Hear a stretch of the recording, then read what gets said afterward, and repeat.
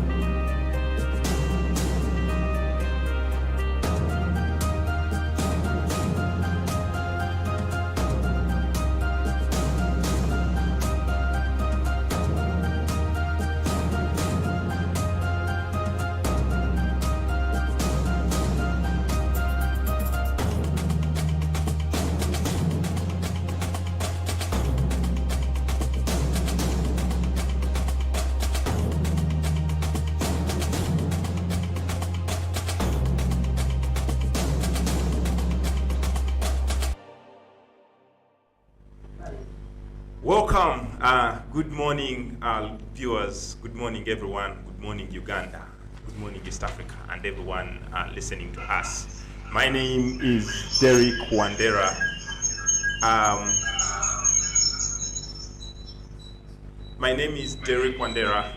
Hosting and sitting in for Daniel Tyre of News 24/7 Viewpoint. We are live coming to you from Chisasi, where we are situated, and we are hoping that this weekend is taking you well. I am joined by a very huge and able panel this morning to discuss very fundamental issues about what's happening in the country, what's happening around East Africa and around everyone. This panel today, this morning, is a close. I don't know why we're getting that feedback. My producer is trying to work on some of those technical glitches. There's some feedback coming through, but that nonetheless has to make us continue. This morning we have on my right hand Mr. Harold Kaija. Mr. Harold Kaija is a professional economics, but most importantly, he is the Deputy Secretary General of Forum for Democratic Change. Welcome. The other one is the most important. I don't know. We have known you for Deputy Secretary General. But the other one is my identity. Mr. Kaija, you're welcome. You know, anybody can become Deputy Secretary General, but not everybody. I am shocked. Me, I knew him as a spokesperson. No, he's a Deputy Secretary General. The spokesperson's Congratulations, my brother. You have been Deputy Secretary General for some years now. Exactly, Yeah. Okay. But you know, many people mistake me to be the deputy spokesperson. Yeah, Because sure. I think on one occasion I sit in For Honorable John. John. Even on some media station, if he's unable to go there, he asked me to grant statement. Yeah, but Mr. John Chikonyogo is a deputy to Semuju. Yeah. Next to him is a frequent panelist on this show, Joseph Sabiti, the private personal secretary, private press secretary to the Speaker of Parliament. Joseph, you're welcome to the show. Thank you. You have forgotten Trying to to- call us Zombo. He's also the deputy gateway to Zombo. West Nile, yes. Over to Karuma. At that junction. If you don't get, you don't know Sabi, they say, okay, wait a minute, let's first call it. Joseph, you're welcome to the Thank show. you. The last time we had conversations about gateways, you know how it ended. So I want to restrain myself from. I will let my sister, Honorable Evelyn, continue doing the gateway role of West Nile. Okay. Thank you for inviting me. I'm happy to be here. Yes. You're welcome. And on my extreme left is a person we have known for being an SSF crusader. He is a Pan-Africanist and a political analyst. We can only tag him with the hashtag Jesus of Nazareth and Muhammad of Makkah. Mr. Job Richard Matua, you're welcome to the show. Yeah, thank you very much, my brother Derek. For me, I remember you with the very hardy political articles. Yeah. And good morning, my brother, Servic Joseph. And I love something. You see, he identified with his own place, Zombo. This is very good of you, my brother. And my senior here, Mr. Harold Kaija. Congratulations, I last knew you to be a spokesperson of FDC. No, I've not been spokesperson. He has never. He has actually always been Deputy Secretary General. I only speak for some of other platforms. It's almost life Deputy Secretary General. The other day I was wondering, when do you become a Secretary General? And please. It's about time. Mr. Isaac Kayonde is just sitting right now. Mr. Isaac Kayonde, you're welcome. He wears very many hats. He's an NRM mobilizer. He has been MP candidate of Gomba West. Yeah, Gomba West. And he's with us in studio this morning. You're welcome, Mr. Isaac Kayonde. Thank you very much. I'm humbled to be here this morning with this distinguished panel. I'm glad to see Mr. Kaija here. I'm glad to be here. Yeah, I've been waiting for you. The UCC laws ask them, demand that before you start, NRM must be. NRM must be. So I think we can start. We may be close. We already had a cadre, a non-cadre of the There's a NRM. cadre here, an able cadre. He hasn't only gone Someone to wants to be national vice chairperson for Northern Uganda. But you know when you call him a political analyst, then they say that's not NRM. Now when you say NRM, then they know UCC guys, Madam Kabwa. Actually, I want to tell you that my title should be aspirant for national vice chairperson. Hey, okay. The other ones will come later. Guys, ladies and gentlemen, I would like to welcome all my listeners on Twitter. I can see you coming in your droves, and please just keep joining, because this Twitter space, this YouTube channel, this conversation is going to be so interesting this morning. I hope the people on Twitter are able to hear us from here. But this morning, we want to try to grind a couple of topics. Our neighbors in Kenya have been so much pivotal to us, especially in very many aspects of economy, social, but also governance issues. When they cough, we catch a cold. That's what people have believed. And this week, they went into their second week of protests, what they call the Maandamano protest. It's a Kiswahili word to mean protests, and they are protesting against quite a couple of things there. Our issue here is we try to demystify some of those issues that are happening in Kenya, to just try to find out whether they may affect Uganda or our neighbors our neighbors as the entire East.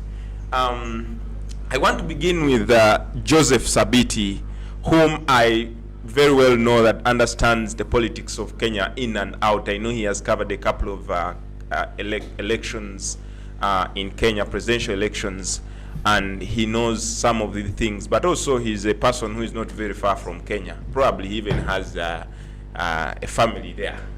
Isaac, But when you look at his arm, yeah. This is the East African community. His arm is portrayal of what we are just like. So, Joseph, I want to understand from you, what are some of the issues that the protesters are flanking? What are they? What are the grievances there? What is causing these protests? It's complicated when you try to enter the minds of politicians. The politicians will take action for a specific reason, then they will find a justifiable reason to market that action.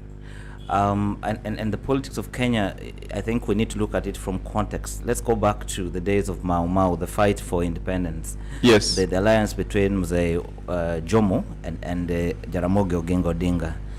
I think it was the most super alliance in the early days in the politics of Kenya. So it is actually said that when Mzee Jomo was in jail, the presidency of the republic was offered to Jaramogi Oginga Odinga, who said, "I cannot betray my comrade." So they say.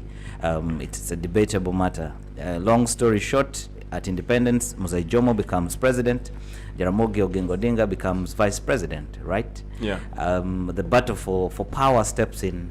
The fallout happens, the 1969 massacre in Kisumu, where presidential guards and police fired bullets and killed scores of people in Kisumu happened. Therefore, the fight between Jaramogi and Mzee Jomo Kenyatta sets in.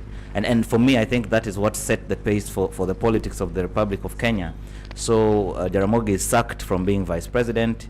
He's decimated and removed from the constituency. He fights back, comes back and sits in parliament, for at one point sitting with his son, a former lecturer of the University of Nairobi, Raila Odinga. So that context, I think, is very important. Long story short, Jaramogi dies. There must rise a heir to the Jaramogi dynasty in the politics of Kenya. And here comes Raila Amolo Odinga as member of parliament for Lang'ata constituency, right? In 1992, he gets elected and you know, tries to take over his father's party, the LDP. The LDP splits into two, and all these things happen. But from 1992, we have seen a very metaphoric rise of Raila Odinga.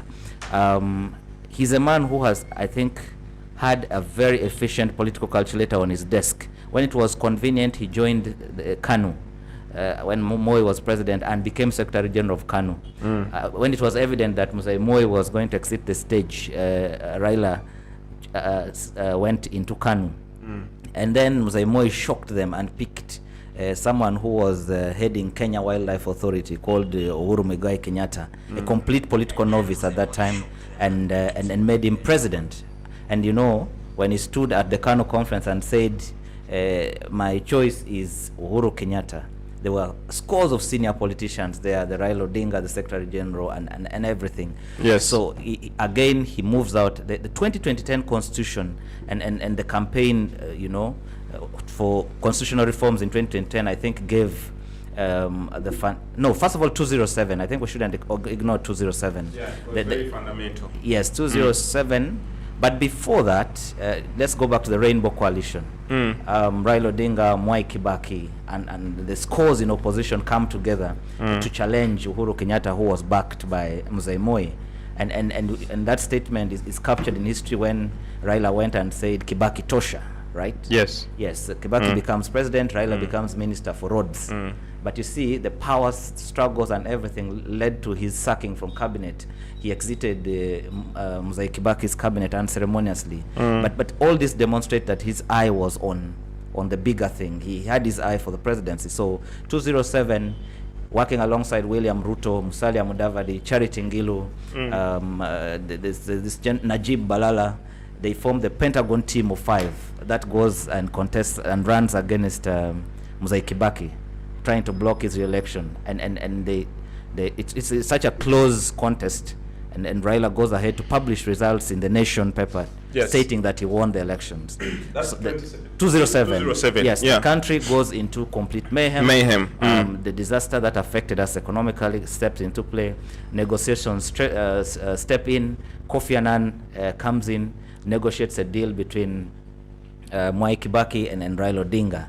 And in 207, the interesting thing to note is that the #1 lieutenant of Raila Odinga was the member of parliament for Eldoret North, now the president of the Republic of Kenya, William Samoei Arap Ruto.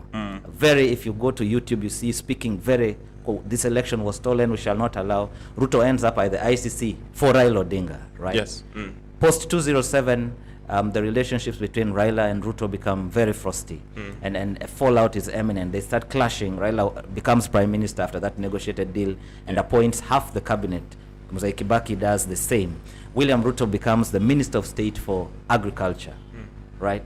And he traverses the country with so much energy. The allegations that come in about corruption and things like that, and he's suspended from cabinet. After negotiations, he becomes Minister for Higher Education. But he demonstrated a lot of energy, a lot of focus in that. That's in the first term of Uhuru. No, that is Mzee Mwai Kibaki. Mwai Kibaki, yes. Yes. And now, in the run to 2013, Uhuru Kenyatta forms a party called the TNA, the National Alliance. Yes. William Ruto had the United Republican Party, URP, and then Raila Odinga had, of course, the life leader of the ODM. The political negotiations fall in place. So Raila goes with Musalia Mudavadi, Kalonzo Musyoka. Uhuru goes with, eventually a last minute deal is negotiated. I think it was a deal for convenience. That brings Uhuru Kenyatta and Ruto together. They win the first term in 2013, right? Yes. Raila contests the elections. They go to the streets, bullets are fired. A number of, I think by that they were under the umbrella of CORD, Coalition for Reforms and Democracy. And you see, the one thing that Kenyan politics shows you is that nothing is permanent. That group had Musalia Mudavadi, Moses Wetangula, Amason Kingi, who is now the Speaker of the Senate, on Raila's side. Today, they are flipped side. Maybe Kaija, the political dynamics in Kenya are the things we need to learn.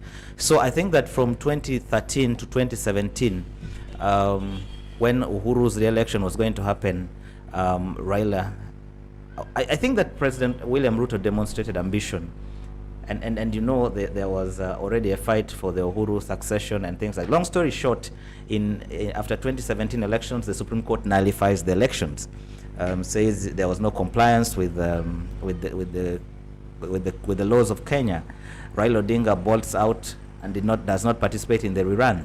Therefore, Uhuru runs alone in courts and becomes president of the republic. Raila announces boycotts of major corporations, Safaricom, Brookside, which belongs to the Kenyatta family, and goes for the business allies of Uhuru. The economy is yawning, right? One day after, I think in 2018, we wake up to the shock of our lives at the steps of Harambee Stars. Raila and Uhuru are shaking hands. That became the famous handshake. The famous handshake. And at that point, Raila sees... Was it famous or infamous? Whatever you look at it from. So Raila ceases to be the son of Jaramogi that we knew, the aggressive, always human rights defender, speaking for the local Kenyan. He played a role that, not in government, not in opposition. He was some sort of lukewarm Raila. He had to start owning up Uhuru's actions and things like that. So I think that at that point, things changed. And moving into the 2022 elections, it looked like Raila had it. His brother, Dr. Oburu, said, we used to win, but the system would rig us out. We had the powerful Interior Cabinet Secretary Fred Matiang'i, Dr. Karanja Kibicho, who many people considered the system at that time, backing Raila Odinga, saying the national intelligence is projecting him at 60%. I think at that point I called the election for Raila. We go into elections, everything happened, and to the shock of my life, William Samuel Ruto becomes president with a very narrow margin of about, I think, 600,000 votes. And the country is split. Nyanza, Coast, Nairobi, the Mulembe Nation, Kisii votes for Raila Odinga. Mount Kenya and Rift Valley vote for William Ruto. So it's a split country between the two. And then Raila, the Raila that we know, returns with Maandamano. I think he's just being Raila Odinga. That's the Raila Odinga that I know. And how do I think it's going to end? They're going to talk. They're going to talk. Ruto is a former deputy leader of the ODM. Deputized Raila in the ODM. Musalia Mudavadi is a former deputy leader of the ODM. Wetangula, the Speaker of the National Assembly, is a former ally, very close ally of Raila Odinga. Amason Kingi, the Speaker of the Senate, is a former ODM strongman. You go into that cabinet, the Cleophas Malala, who is the Secretary General of UDA, these are boys who are brought into the politics by Raila Odinga. So I think that at some point they are going to talk. What comes out of that talk is what we are going to probably sit and wait. And there's a part of that, the question that you left out, and I like the context that you've given the whole. I mean, you've laid bed for this conversation, but the question of what are the issues right now I know that there are issues that appear good, but there are those that are critical. I know they are using the issues that appear good into public, but they are, we know that there's something behind it. What are the issues that they are fronting right now? My experience with politicians is that it is very difficult to listen to what they are saying, and I like to listen to what they are not saying. Sakaija is here, a politician. It's very important. That's it's a very important skill I learned in journalism. When a politician says this is colorless, pay attention to what he's not saying. I think that it's convenient to project.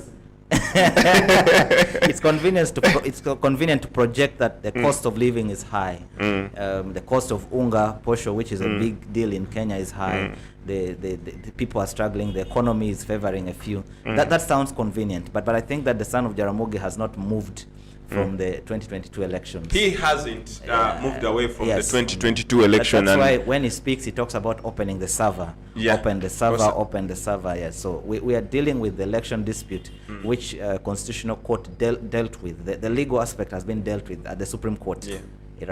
Not Constitutional Court, but Supreme Court of Kenya. But the political question is likely to head to the streets. A few dead bodies will fall.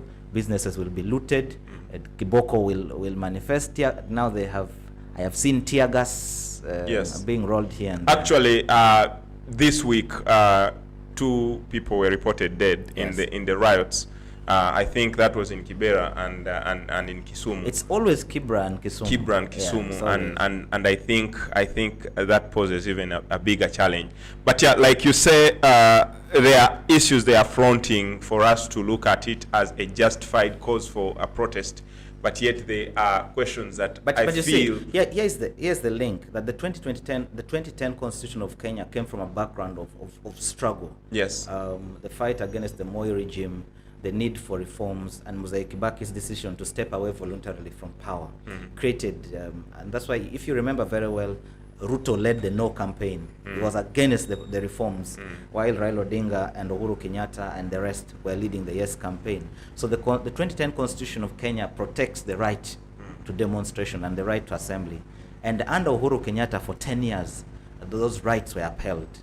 So I think that they come from that background. But also, if you remember very well that when Raila had a handshake with Uhuru, the victim was the one William Samoei Ruto. Yeah. Now we have one man. Now we have one man called Geoffrey Rigathi Gachagua in this election. Yeah. And if I am Gachagua, I will make sure that handshake does not happen, because Ruto had the guts, the machinery, the intellect to beat that fallout to become president. I do not think Rigathi Gachagua will wave through without the support of William Ruto. I want to bring in. If I am Rigathi, no handshake. I want to bring in the Honorable Harold Kaija here to just try to make us also understand what economic impacts this kind of protest has on Uganda, but the rest of East Africa. As an economist, I know some of these figures are just on your fingertips. Thank you so much. I want to thank my brother and friend, Submit, for his submission, and I always like his line when he says he doesn't take the word of the politician on the microphone, but waste off the microphone. That is where politicians speak the truth. Yes. So he comes and gathers news for the public, and for his role, then said, okay, now the microphones are off. What are you saying? What is it?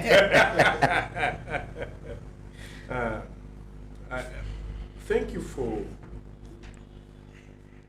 the chronological order of events from when Kenya came into formation. Just speak from where the blue light is. That's where. Fine. Yeah. And Today, close to the today, microphone. It helps listeners and viewers to appreciate where Kenya comes from. Kenya, unlike Uganda, I've told people that the history and the politics of Kenya and Uganda are quite different. Uganda got its independence in the boardroom like this, where people spoke a lot of English, and eventually we had independence. Is that fair to the likes of Ike Musasi? No, I am telling you where we, no, I am telling you, if you go, because those for us who have cared to read and read, Yes. speak to people. Yes. But the Kenyans, it was blood. There were struggles here. Yeah, Otherwise, it was these not- guys would not yes. keep. No, we appreciate what our grandfathers did, but you know, there's when you are sure that actually your neighbor has more money than your father, even if you know those kind of situations. There was a radio station that had kids where they would always ask, who should be president? One kid said, my dad should be president. Why? Because whatever I ask for, he gives me. That was irrational. And after for about 20 years, I've never forgotten that child. But the Kenyans had to fight the Mau Mau. That's why you see Ugandan leaders do not have their names on different streets around Africa. I have not met a name of a Ugandan on the end of the streets of the countries I've traveled to in Africa. But in Uganda, With the exception of Mr. nowhere which Where is Museveni's?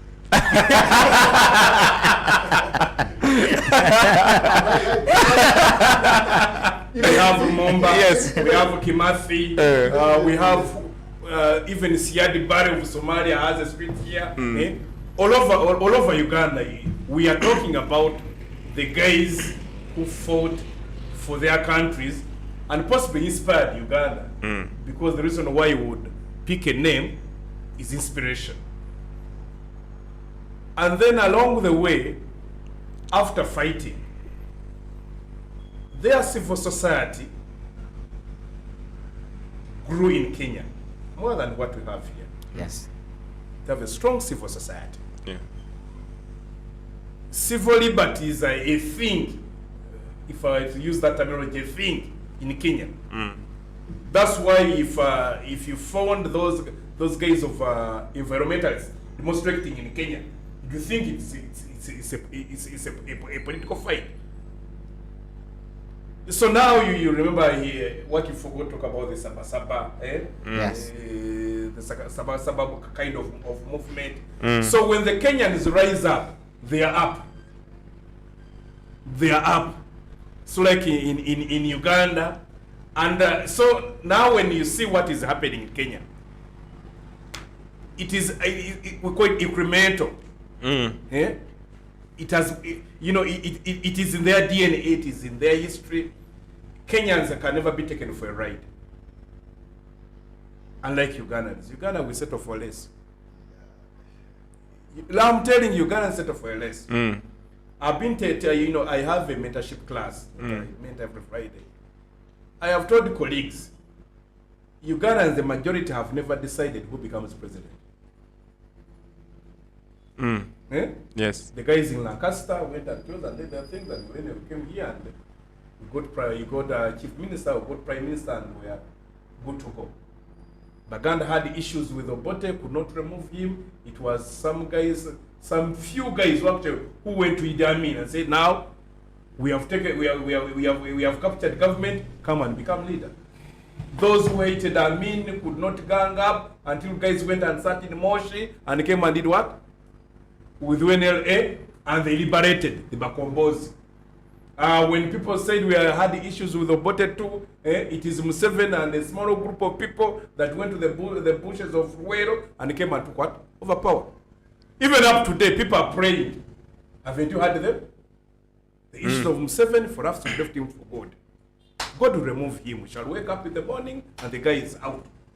So now it could be some very bright chaps could be seated somewhere, and as we hear there has been change of government in Kampala. The majority come to separate. Always the majority comes to separate.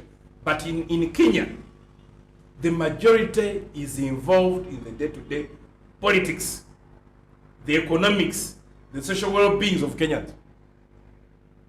That's why even when they call for a demonstration, if you remain on TV, the majority will go to the streets. In Uganda, when you call for a demonstration, everybody will put on enough data to watch live updates on like those who can afford the television will put it on what? Television. On television. And that's what made your NBS to get what? Up there, because it brought those live streamings and everybody was following what is happening. So Are those following are in support of those It votes? is not his NBS anymore. Yes, where he is. Okay. It was it is his plan. You might make people think I have shares. Yes. So now, when we come to this kind of situation, the Azimio group feels left out. The Azimio group feels cheated. And like the Luo and those who have not been in government, they feel they have a debt to settle in Kenya. And part of the reason why there was a handshake, they were like at the time, Mzee Moi was still alive, Mzee Kibaki was still alive, Mama Njine still alive.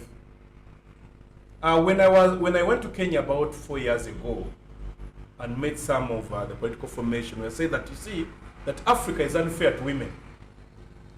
They say the thing called the handshake, it was about Mama Ngine and Ida are the people who started it.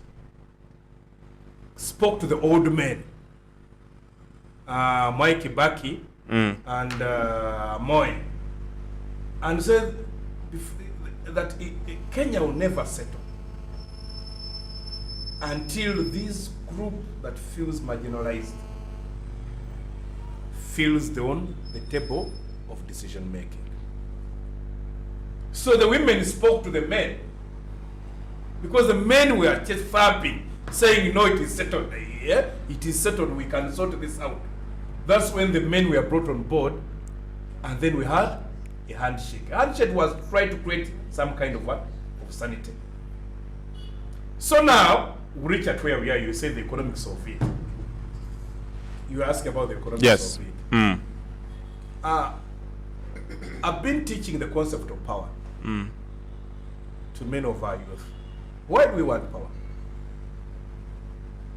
We want power for pure economic reasons. No other reasons. Even ideologies are economics. Sabit is aware NIM doesn't have an ideology. It has things they come and patch up. And You might want to speak to the two gentlemen patch about up and say, they use the word mount. There's nothing called mount. the NRM is In capably politics. represented. No. There's nothing called mount. It must be an ideology. An ideology. Why want power? We want power to get resources, economic resource of the country, Yes. and give them or share them with those who want to benefit. So if somebody wants the resources to benefit a few, that is when you find a few people have access to resources. If you want someone the resources to benefit the majority, that is when you see the shared prosperity. The reason many countries even curtail, limit the time of the president, person should be in presidency, is because that person who holds executive powers can decide who becomes rich and who becomes poor. I have heard arguments saying, no, even MPs said, no, MPs are only talkers. That's why even in the US you find somebody has been in the Senate for 60 years. Because an MP cannot decide that money goes to Jesus. But a president can say, you come and there's an overwhelming majority that says, have that road, and he says, I don't want that what? That road. Those are what we call executive powers. So these guys, our Kenyan brothers, feel that now the guys in power, with the history they are known of, both the president and the vice president are known for not very good in issues of handling money, and then the approach they have started trying to make sure that they go for the businesses of those that were competing with them. So they feel if they don't swing into action right now, by the time they want to raise up their heads, it would be hard. Because there is a feeling of African leaders that those who you compete with must be poor. that if they do not have resources, they will eventually be able to come to your side. So in this bid, who is making who poor? Who is it Ruto trying to make sure that Raila is poor? No, if you've been reading the news in Kenya, watching on TV, going for businesses of Uhuru, trying to. But This is poor. Is Bobi poor? Bess is not a rich man, by the way. No, but what I'm saying. I am telling you. Mr. Kayonde, let's pass along. I can tell you, if you are talking about rich men, Bess may not even appear in your 1,000 or even at 10,000 Ugandans. No. I don't know. I don't know about that. Tell you that. You know, these guys are good at making you look rich, so that those that follow you, whenever they come to your doorsteps, they're asking for what? For money. So, Mr. Kaija, aren't you contradicting yourself when you say those in power try to make you feel poor, and then they at the same time try to make you look rich? How is that Being done? poor and looking rich are different. That's true. You know that? Yes. If you went and saw the president of Rwanda, if you're looking for rich man, you may not put him on your list just by looks. You'll see a thin man, but let me tell you, you can't deal with him. If you went and met Masanja Barab, he's you say a very good man and a very polite man. You'd even ask him, you want to meet Masanja Barab? And then tell the man is in and the guy is going out. By the time you get in, they tell you the guy has gone what? Out. Has gone out. So, so Kenyans, I want to agree with my brother Sabit. But Kaja, you see, about 4 months ago, William Samoei Ruto was crying, making the same cries. After the fallout with Uhuru, his allies they went for his allies, their businesses, their associate businesses and things like that. So it just seems I mean, the truth is, to just give context to this, Yes. the two rambling bulls, in Kenya, all of them, when you put them on the weighing scale of wealth, I think all of them strike up there. Yes, William Ruto is heavily rich and wealthy, a man, and so is Raila Amolo Odinga. Yes, I mean, and I don't know where Mr. Kaija you're trying to convince us that he's just trying to make him poor or make him look rich. I mean, he doesn't only look rich; he is actually rich. The looking, I was responding to what he was addressing to my boss. Okay. That's where I was addressing him. To your boss. My boss, retired Colonel Dr. Kizabesi. Okay. Who you wanted to make people think he's a very rich guy. When you ask about his investments, I thought your boss is Mr. Power, your no, president. No, my boss is Dr. Colonel Kizabesi. Oh, okay. You see, Clarity. For avoidance of I want you to continue with that point, and then I'm going to bring in. needed to come into. I'm going to bring in Kayonde, who is burning with a comment. Yes, sir. So, they're talking about you see, Kenyans, unlike Uganda, the majority of Kenyans are in the cash economy. People who are in the cash economy, every day you look at your bills.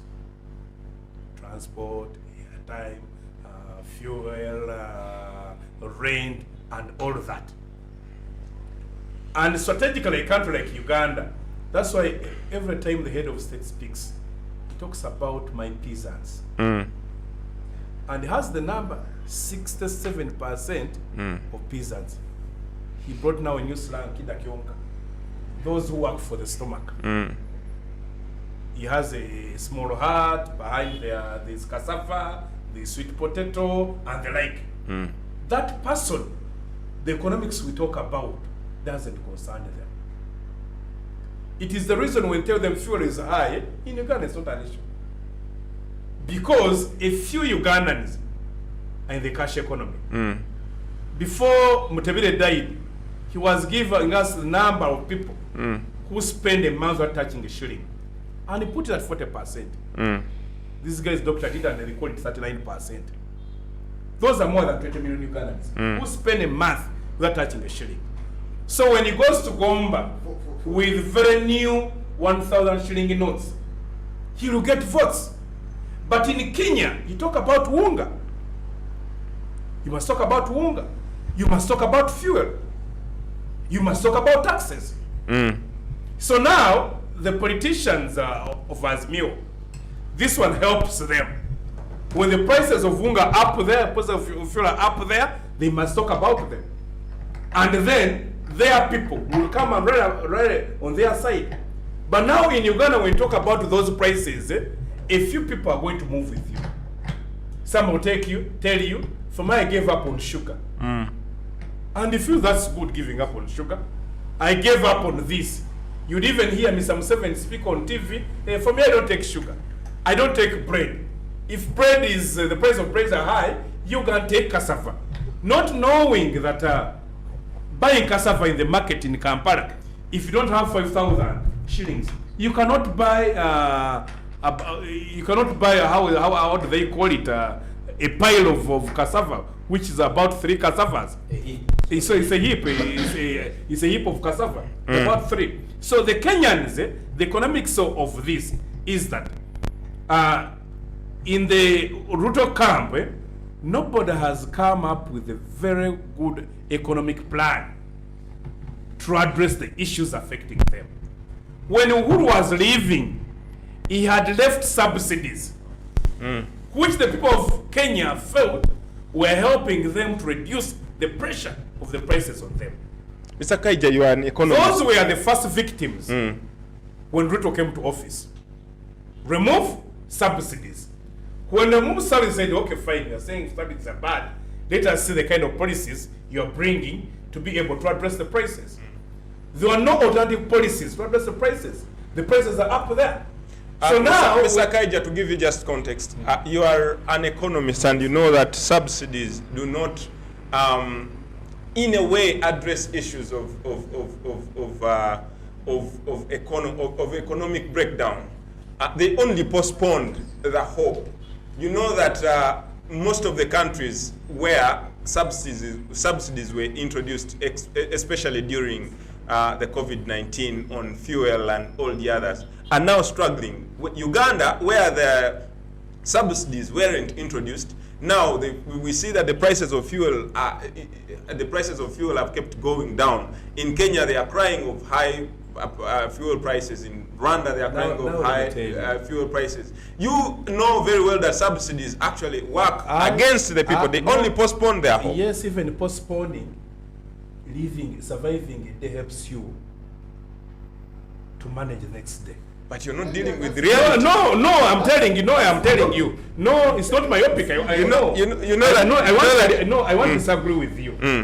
You know, this World Bank and IMF economics is what is making people think subsidies are bad.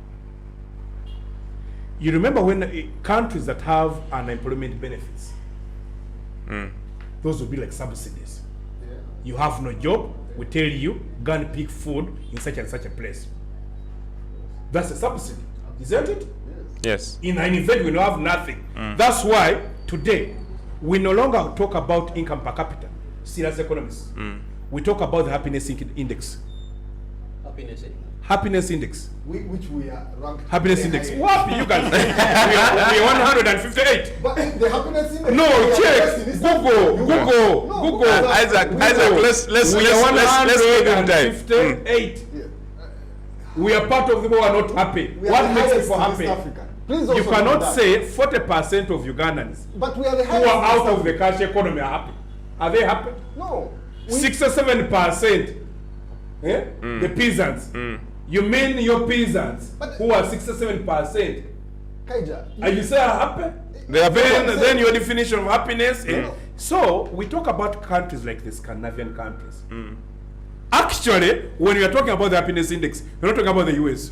No. We're not talking about the UK. We're not talking about Germany. We are talking about those kinds that look small, but where everybody's life, you feel you are in the economy, you are part of the eating group. So subsidies, anybody who tells subsidies are bad, are these guys who have amassed a lot of wealth, who are forcing the World Bank and the IMF Because you see, the policies of the World Bank and the IMF are sponsored by some very rich guys who contribute. So, Harold, can I ask a question? Yes. Based on the Kenyan experience, how do you deal with the question of sustainability of the subsidies? No, for me, my thinking. For how long will you subsidize? No, and how do you finance the subsidies? What I'm telling you,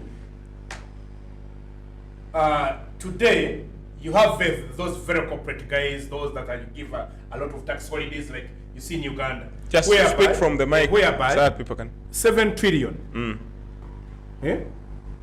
are tax reliefs to the very rich.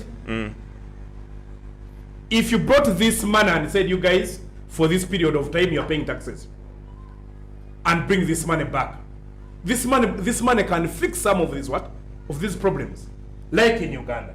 Even in Kenya, when you speak to the guys out there, they tell you, those who are near power don't pay taxes. If those guys pay taxes, they help the best. Any serious government is seen at how it helps that one at the best. Mr. Kaija, I want to first tie a knot on you there, and we'll come back to you with the question of sustainability, just as Joseph here has helped me. You know, he's a journalist. When he's asking a question, I listen, because I know he touches things. I just would like to remind our followers on YouTube and Twitter, I hope our producer has resolved the issues that were there, that you can get into our comment section and just drop in your questions. You drop in your comments and we shall be responding to those as the show goes on. I want to bring in Mr. Isaac Kayonde. He has been burning and trying. He has been scratching his head. He almost removed his shirt to try to Gomba. Former MP of Gomba West. Isaac, please. We would like to understand this whole idea of Kenya, the economics there.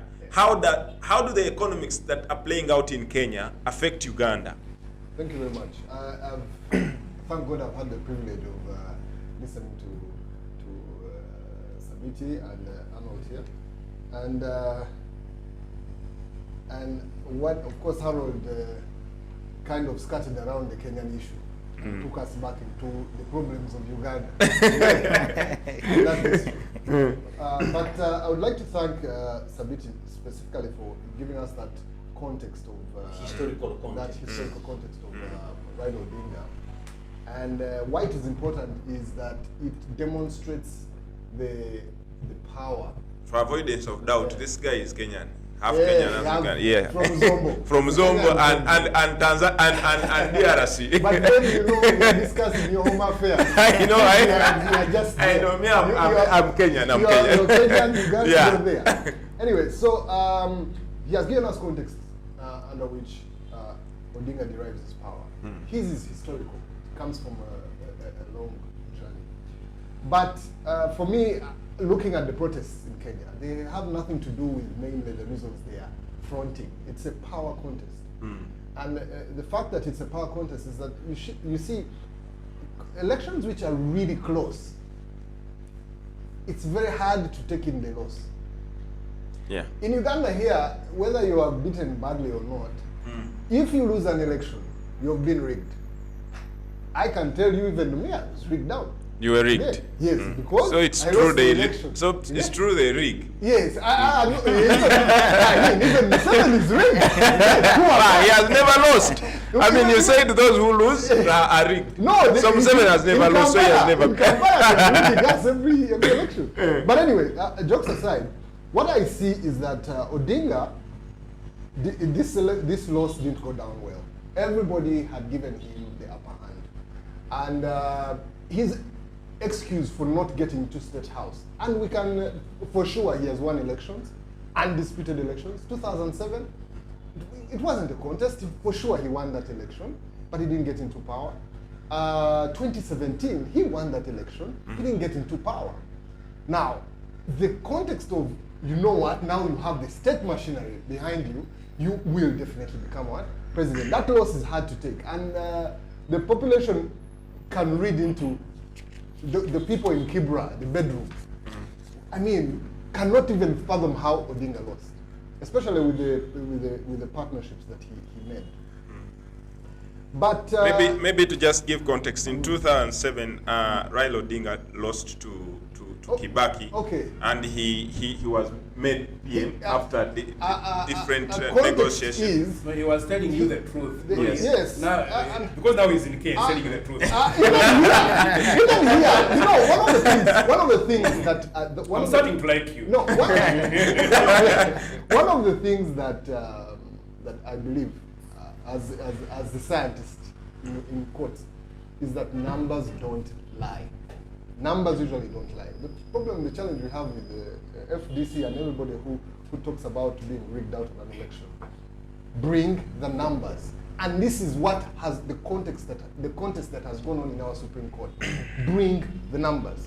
And when you don't bring the numbers, we make judgment for the perception of loss, which the Supreme Court is always unanimous. This thing was unfair. But the law also stipulates that you must measure, you must quantify that unfairness, right?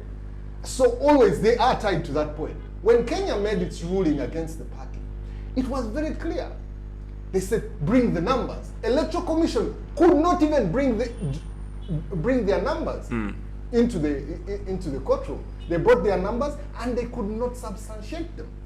You know, what people forget is in that decision, there were two dissenting judges. And the dissenting judges made a minority judgment. And theirs was the burden of proof squarely lies on Raila Odinga to prove those numbers. While the majority who overturned simply said, look, because the Electoral Commission has failed to justify its numbers, we are cancelling this election. So anyway, it's always a game of numbers. But going back to the protests in Nairobi. Okay. Yes. I think one, it's a contest of power. Two, it's a fight back to state persecution for the opposition. You know, they have come out, they have taken power, and now that they have taken power, the Matiangis of this world are being, arrested, harassed. Businesses of Uhuru Kenyatta are facing challenges, and all kinds of manner of investigations are going on. So there is this need of these politicians who have left power to try as much as possible to show the state that, you know what, we can do something, we can mobilize, and they have gone ahead and done that. The other thing is the other factors, things like unemployment and all those are the easy things to ride on. Yes. But the major contest is about power. But for me, going back to some of the things that Kaija said, and what lessons can we learn from Kenya over the years? This is not the first time Kenya is having these contests. What lessons can we learn? I hear people like Kaija that if you even take a photo next to Museveni and you are an opposition person, again, you have either been compromised, you have always been a mole, that kind of politics of intolerance doesn't lead us anywhere. Once they dig in, we also dig in, right? We will reach a point, of course, where that digging in will result into what? I think that's where the point of Joseph trying to dismiss a handshake that should never happen comes in, because a handshake comes in after negotiation. That means the opposition has to negotiate with those in power. Absolutely. The only thing is, one of the things that people forget, the handshake was just a thing of legitimacy. I have always argued that, you see, Uhuru has never been the most popular leader in Kenya, but he has become president for 10 years. And that was out of negotiation. The last term in 2017, he went, he stood, he was declared winner, but to get the legitimacy, which these people always give us anyway, these opposition people, they always give us legitimacy by their cries. How? Is if you have said that you have lost an election and you have been rigged out, why go to parliament? In 1980, NRM, with their sole candidate, he never stepped there. And was the sole candidate. No, We're talking I'm about- saying, No, but Dr. Crispus could have taken oath. I'm talking about Dr. Chionga could have taken If oath in you have, 1980. Yes. and you see, the opposition has always argued we have no other avenues to. What about simply being principled? What about saying, okay, let's boycott this election because they are not fair? You go boycott, let's see how far. Have you ever tried that method? The idea that they say that they are victimized, they are persecuted, they are doing all these things, and they continue to participate, goes on to justify that, you know what, it is not as bad as they make it seem. They also recognize that there is an element of democracy in this country. And that element, we might argue of the extent, but they also know that when they win, that election has not been rigged. When they lose, the election has been rigged. That's what they. That's We what would they, like to see that at the presidential. But you see, even the Yeah. chief executive of the country Yes. is telling us that his elections were stolen. Yes, they So- were. So there's vote rigging. So there's vote rigging because the president. For me, I'll tell you this. Yes. I watched the aftermath of the elections as they were being announced. I remember saying very clearly. I remember the man who was there. He said, "Wano Bobby tusinze afunye obululu lukumi mubina. Museveni afunye obululu bina. Naye abujje wabana abantu baliwa. How wacha afunye obululu bina. Okay, aina kufuna zero. In that context, it was in Ssegirinya. I forget the. But we have no polling station in Uganda that has those numbers. Yeah. So there was No. 1,000. No. Because the highest, No. the highest 1,100 No. No. Yeah. in urban centers. Yeah. in the Let me villages. give you context because I watched the Yes. thing. Let me explain it. Yeah. You know, we were having a polling station A to B, Z Yeah, to Z. yeah. Yeah? The numbers So are the bigger. numbers. Of the polling area. Yeah, polling area. Cumulatively, So they this are- man, of course, was talking about it and was so angry that there were 400 people who had voted Museveni in this Ssegirinya area.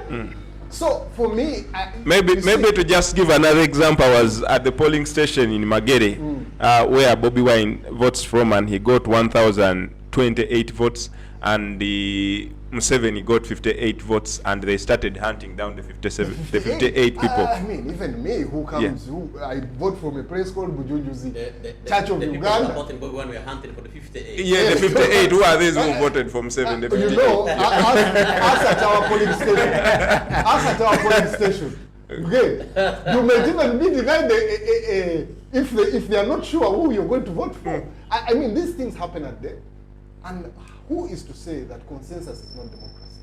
You get it? So the facts that Museveni feels cheated in Kampala, I mean, he will feel really. These Kampala people, why are they not voting for me? He will express his emotion, he will express. It may not be. So do you think but, the outburst or the protests in Kenya are just a mere expression of emotions? No, like I said, it's a power contest.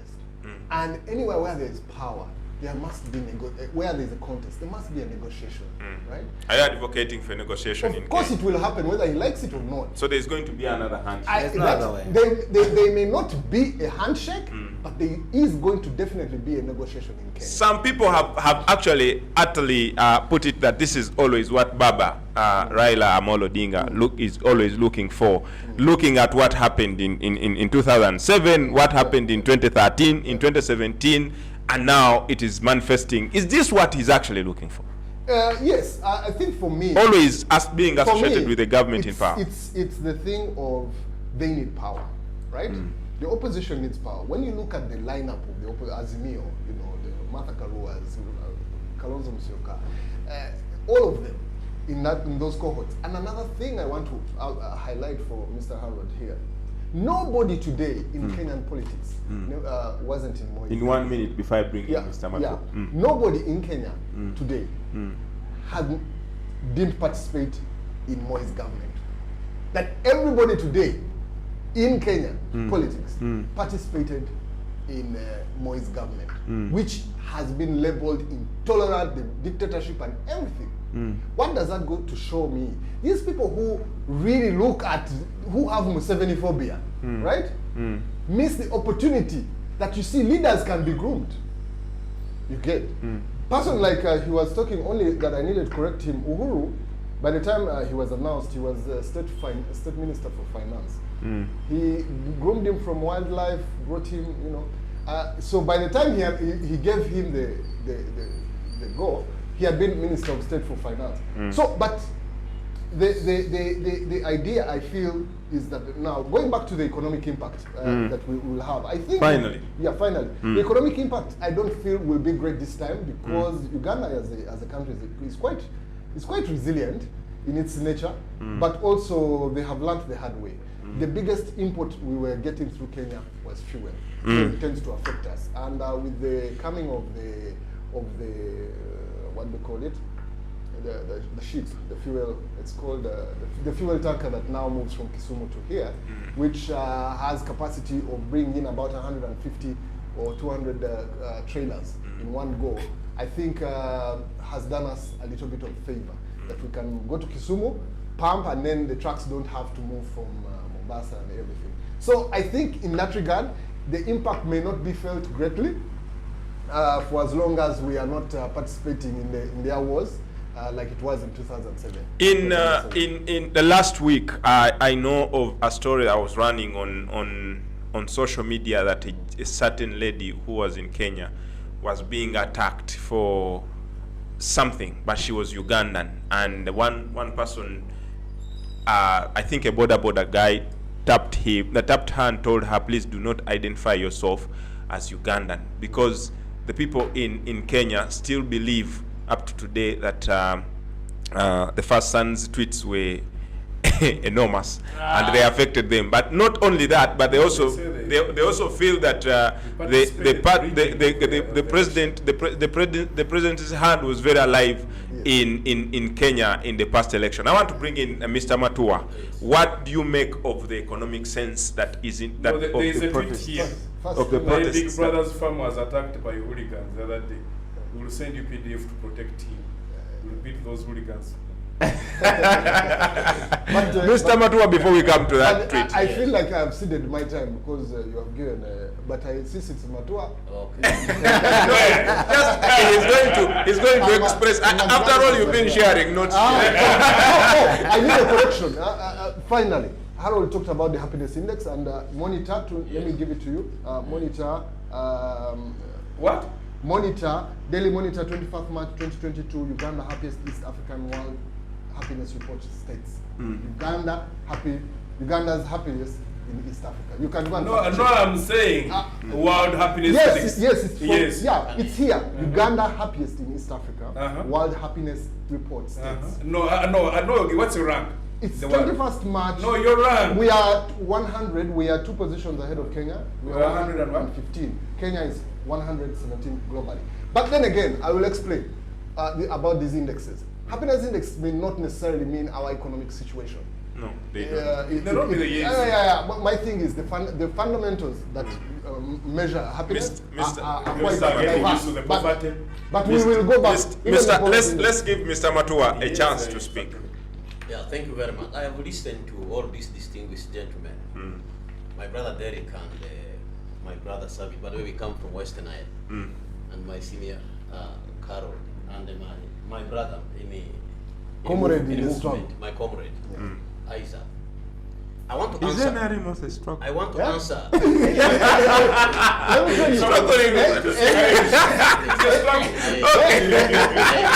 I request that you give me my time. Please.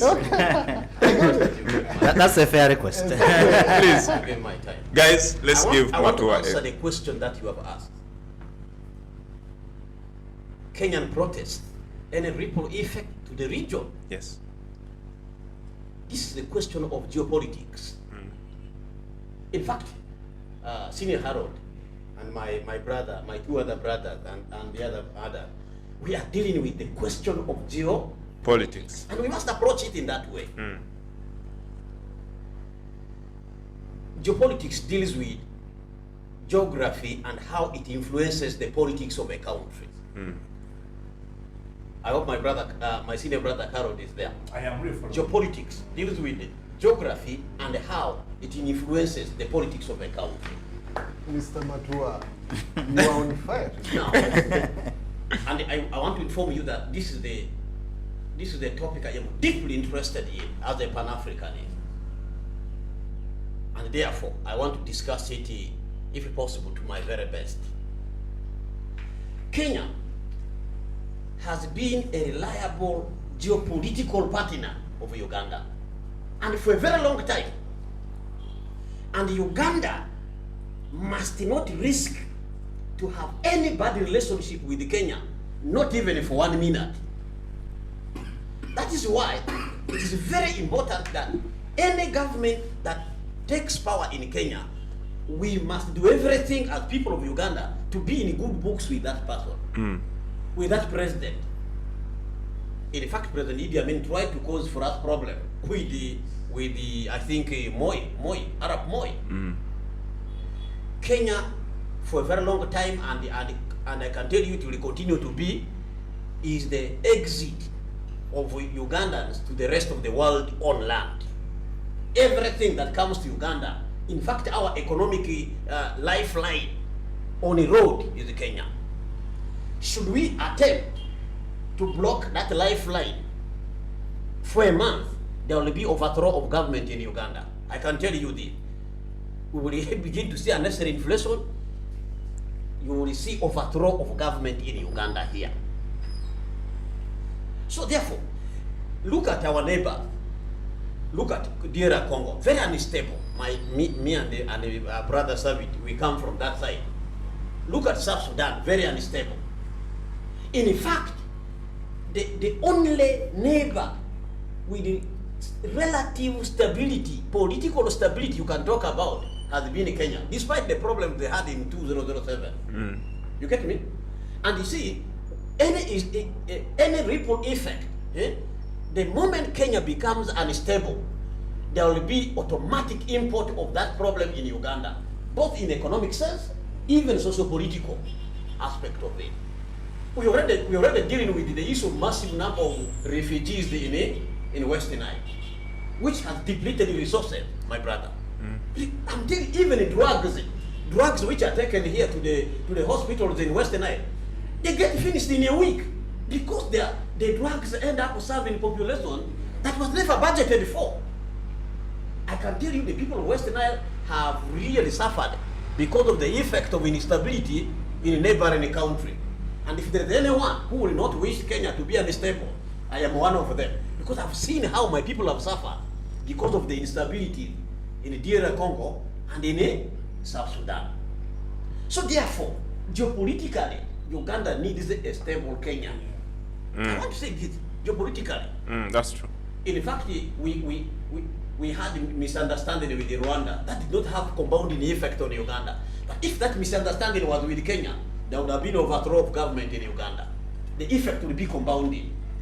So geopolitically, Uganda needs a stable Kenya. That's one. Two, I want to thank my brother Savit for giving historical context of internal politics or political formation and dealings in Kenya, dating back to colonial era. But for me, I would want to narrow my scope to the present state, referring to what happened in the past and also looking forward into the future. The biggest problem in Kenya has been sectarian politics. Yes. Let us underpin it.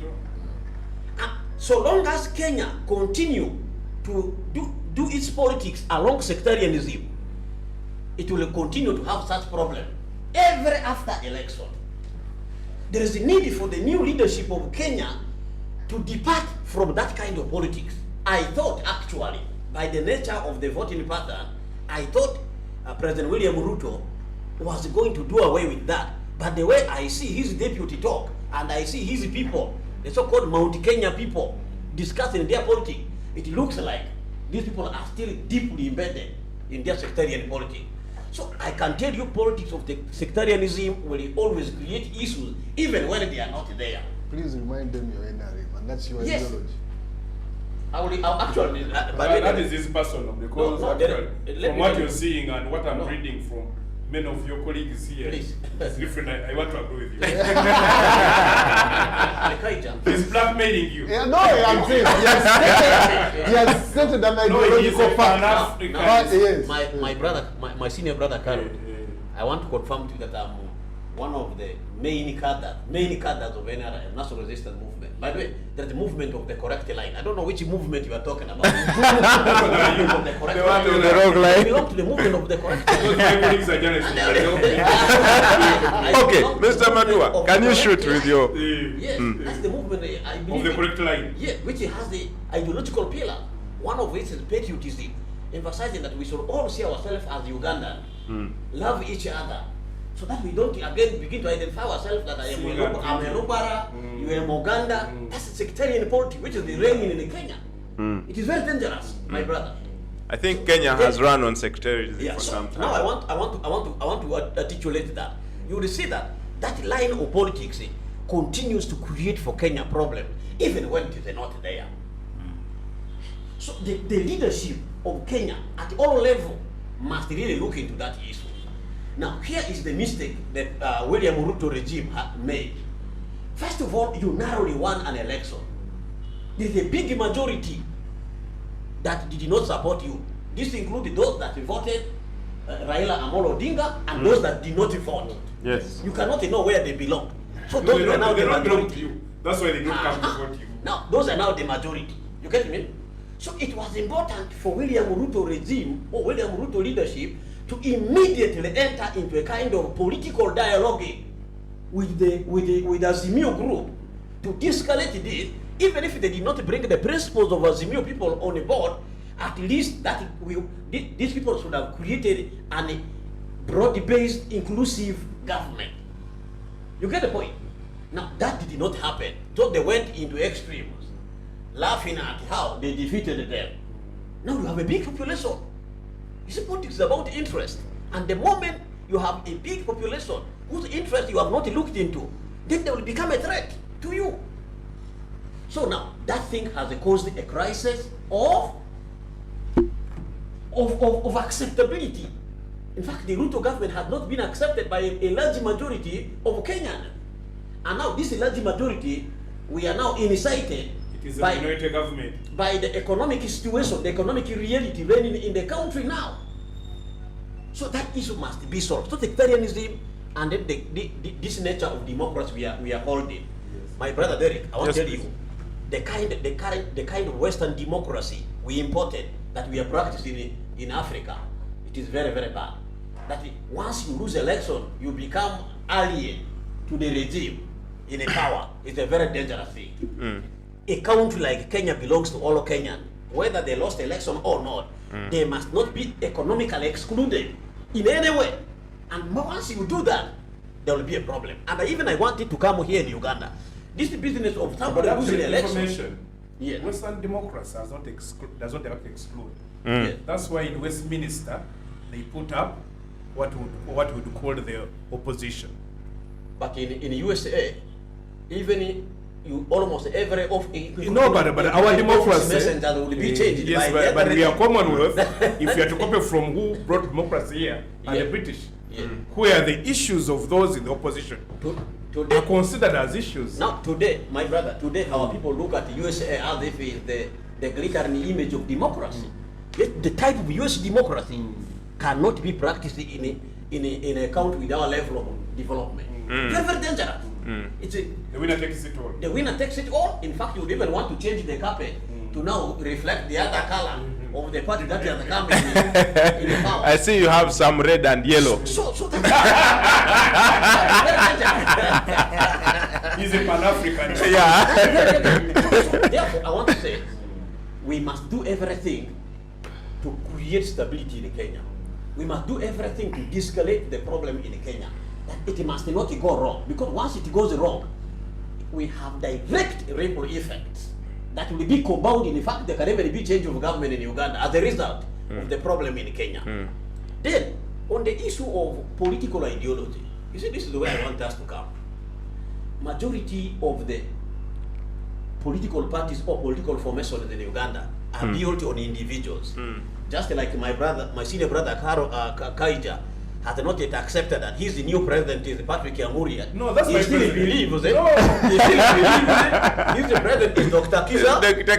It is his boss. Politics built No, I don't on. know what boss. Yes. Yes. But Not I president. party leader, and if that's what he Please, thinks. I want to let me tell you, that kind of being politics economical is with very- the truth. that kind of politics is very dangerous, my senior.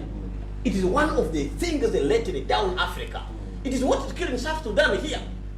The people who believe in Riek Machar, Ateni, they those that believe in Dr. Salva Kiir, Mayari deity. I said that. Yes. So now politics built on individuals will always have issues if those individuals don't front national interest as the main issue. I said that. We must depart on that. We must build political organization based on the principles that we collectively agree on. I said that. That at any one time, even if the leader is not Mr. Derike, even if the leader is Mr. Sabi, we must all hold the values that we espouse as members of the party. I said that. So that politics built on individuals is very dangerous, brother. It is even here in Uganda. And I can tell you, it is part of the reason killing our opposition political parties in Uganda. Even Every NRM. group, no, in NRM we believe in our In principles. one, But let me tell you, in one individual. can I tell you, we believe in the principles of patriotism, Pan-Africanism, socio-economic transformation, and democracy. People have been asking whether we have democracy. We have been having democracy in Uganda since 1960. In fact, 59, there were elections here. Yes, the democracy may not be perfect. Democracy is on trial everywhere, including the United States of America. Have you not heard of a former president being indicted? The first time in the history of America. So I can therefore say politics which is not built on a principle, on a value, will continue to cause a problem in all African countries. It is long overdue that we, the new people, who we want to call new, must depart from that kind of ideology. It's very dangerous. Mr. But before you take the mic from me, I want to agree with you, my brother Sabi, that it is going to be very, very difficult to convince what do you call it? UDA. UDA is the party of the ruling party now. ruling party. The ruling political coalition. Kwenye kwanza. Yeah, to convince UDA to enter into another handshake with the Azimio. First, their leader was a victim of handshake. And the deputy is seeing that threat, that he may also become a victim of handshake. You have not done away with the psychological torture in the mind of the current president when he was tortured as a result of a handshake. You have not done away with that.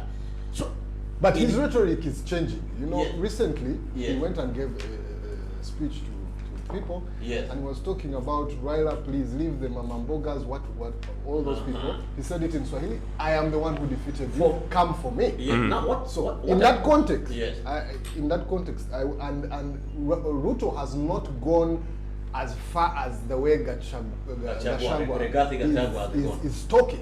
Yeah. So in that regard, Yes. I feel like Ruto recognizes the strength and the power of Odinga. I was developing something that given that complexity, there is a need for regional intervention to ensure that these parties are brought to talking terms. Is that If you supposed just leave it to happen internally, it may not happen. Because of now the threat regarding Gachagua was seeing that the handshake may break. Then the torture which Ruto had when he was the deputy president, a torture brought as a result of handshake. So there is a need for regional partner to come in. Jumuiya should come in and ensure that UDA and the senior people are brought to talk in terms. Mr. Matua, And where does that Kenya- leave? Where does that leave the question of sovereignty of Kenya? No, the sovereignty will not be interfered with. If you are fighting with your wife and I come to help you not to fight, have I become the husband of your wife? We don't know. You had better let me deal with my things. Because what your noise you are making may interfere with my children's peace. But you see, I think that my brother Job Yeah. captures the geopolitics, the importance of a stable Kenya Yeah. in a pool of unstable nations. Yes. Yeah. With rebellions in South Sudan, the rebel groups in the DRC, a basically unstable state in Congo. Where we come from, you can just pick guns and go and annex your own territory and Yes. say, I am the Mukungu of here. Yes. So a stable Kenya is important. But to go back, and you see, this is where I've always challenged my brother Harold Kaija, that the Ugandan opposition has not yet developed the critical mass No. to force the hands of government to act. Yes. And that critical mass is very important. My friends in Kenya joke that Raila Amolo Odinga is the fourth arm of government. Yes. Yeah. If you go to a place like Kisumu, they will tell you, Jacomo Wacho. Baba has said. They don't call him Raila, they call him Jacom, Baba, Agwambo, Tinga.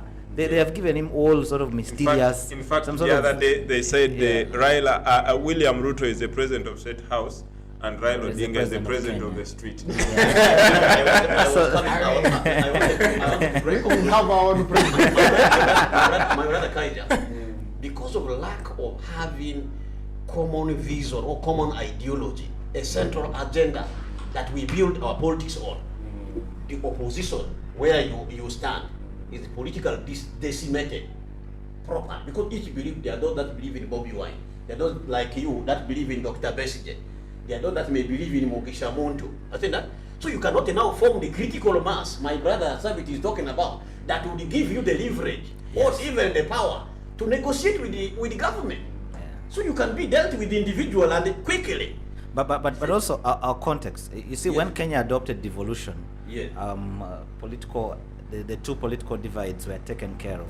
Yes. So you find Kisumu, you find Mombasa, you find Nairobi. Yes. You find a governor of Mombasa is an ODM governor. The one of Kisumu is ODM. Yes. The one of Kisii is ODM. Now remember, with devolution, you have control of resources. The resources. And you have the ability to actually execute and implement your manifesto Yes. at the devolved level. You also have executive powers. You have executive powers Executive to do. powers, Yes, yeah. sir. We want to go for my- a commercial before break. you go for a commercial I'm break. giving you 1 minute to sum up your point. So my summation in totality is that we all need a stable Kenya. But when Kenya is sneezing, Uganda will be affected. That it is in all of our interest, no matter the political side we take, that we should do everything to de-escalate the tension in Kenya, to bring the two wrangling parties to talk in terms, so that we are not going to see another unstable country in a region of instability. Just, Thank you very much. just like I said from the start that when Kenya coughs, Uganda catches a cold, and it's what Mr. Matua here is saying, and I would like to vehemently agree with him. He also talks about the issues of ethnicity and tribalism, tribal politics in Kenya, which have reigned for many years in that country. And we know this comes from their background in their formations to fight during the Mau Mau rebellion, where they had to gather in terms of families, tribes, and all that to defeat the enemy. But that has reigned on even up to now in the politics. You know that when they were going into that election, looking at William Ruto, who is a Kalenjin, one of the smallest tribes in Kenya, everyone and every fly couldn't help knowing that Raila Odinga from Luo, which is one of the biggest and being backed by the biggest tribe, which is not led, but the president at that time, Uhuru Kenyatta, who belongs to Kikuyu tribe.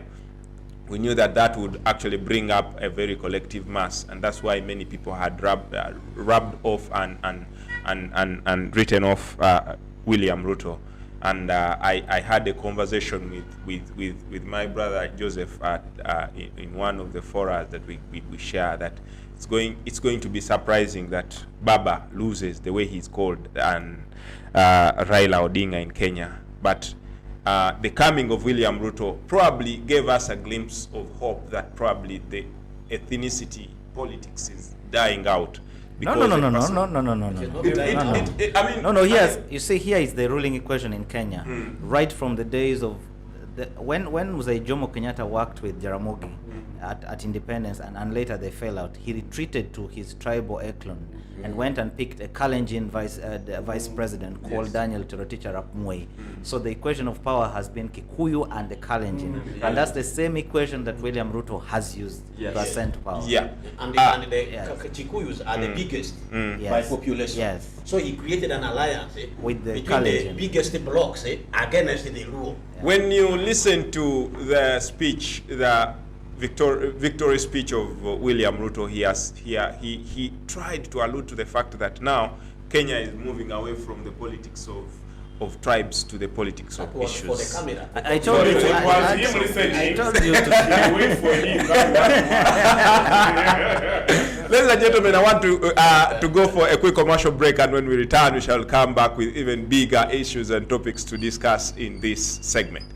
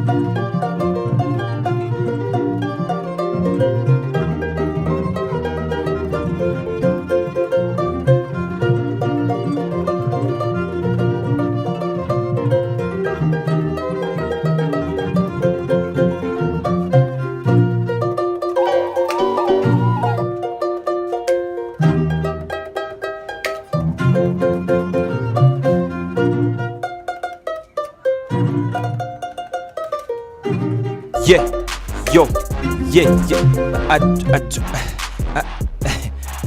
Man, I don't know what's today, man. Today I'm not feeling it. Rock Boom, now in a new bottle with the same taste and same positive energy. Yeah, I drop it like it's red hot. Shorty's coming back up. Available in Got a it 120 poppin', ml Got it PET unlocked. bottle. I just took a rock boom and I know it won't flop. Rock Boom, feel the positive energy.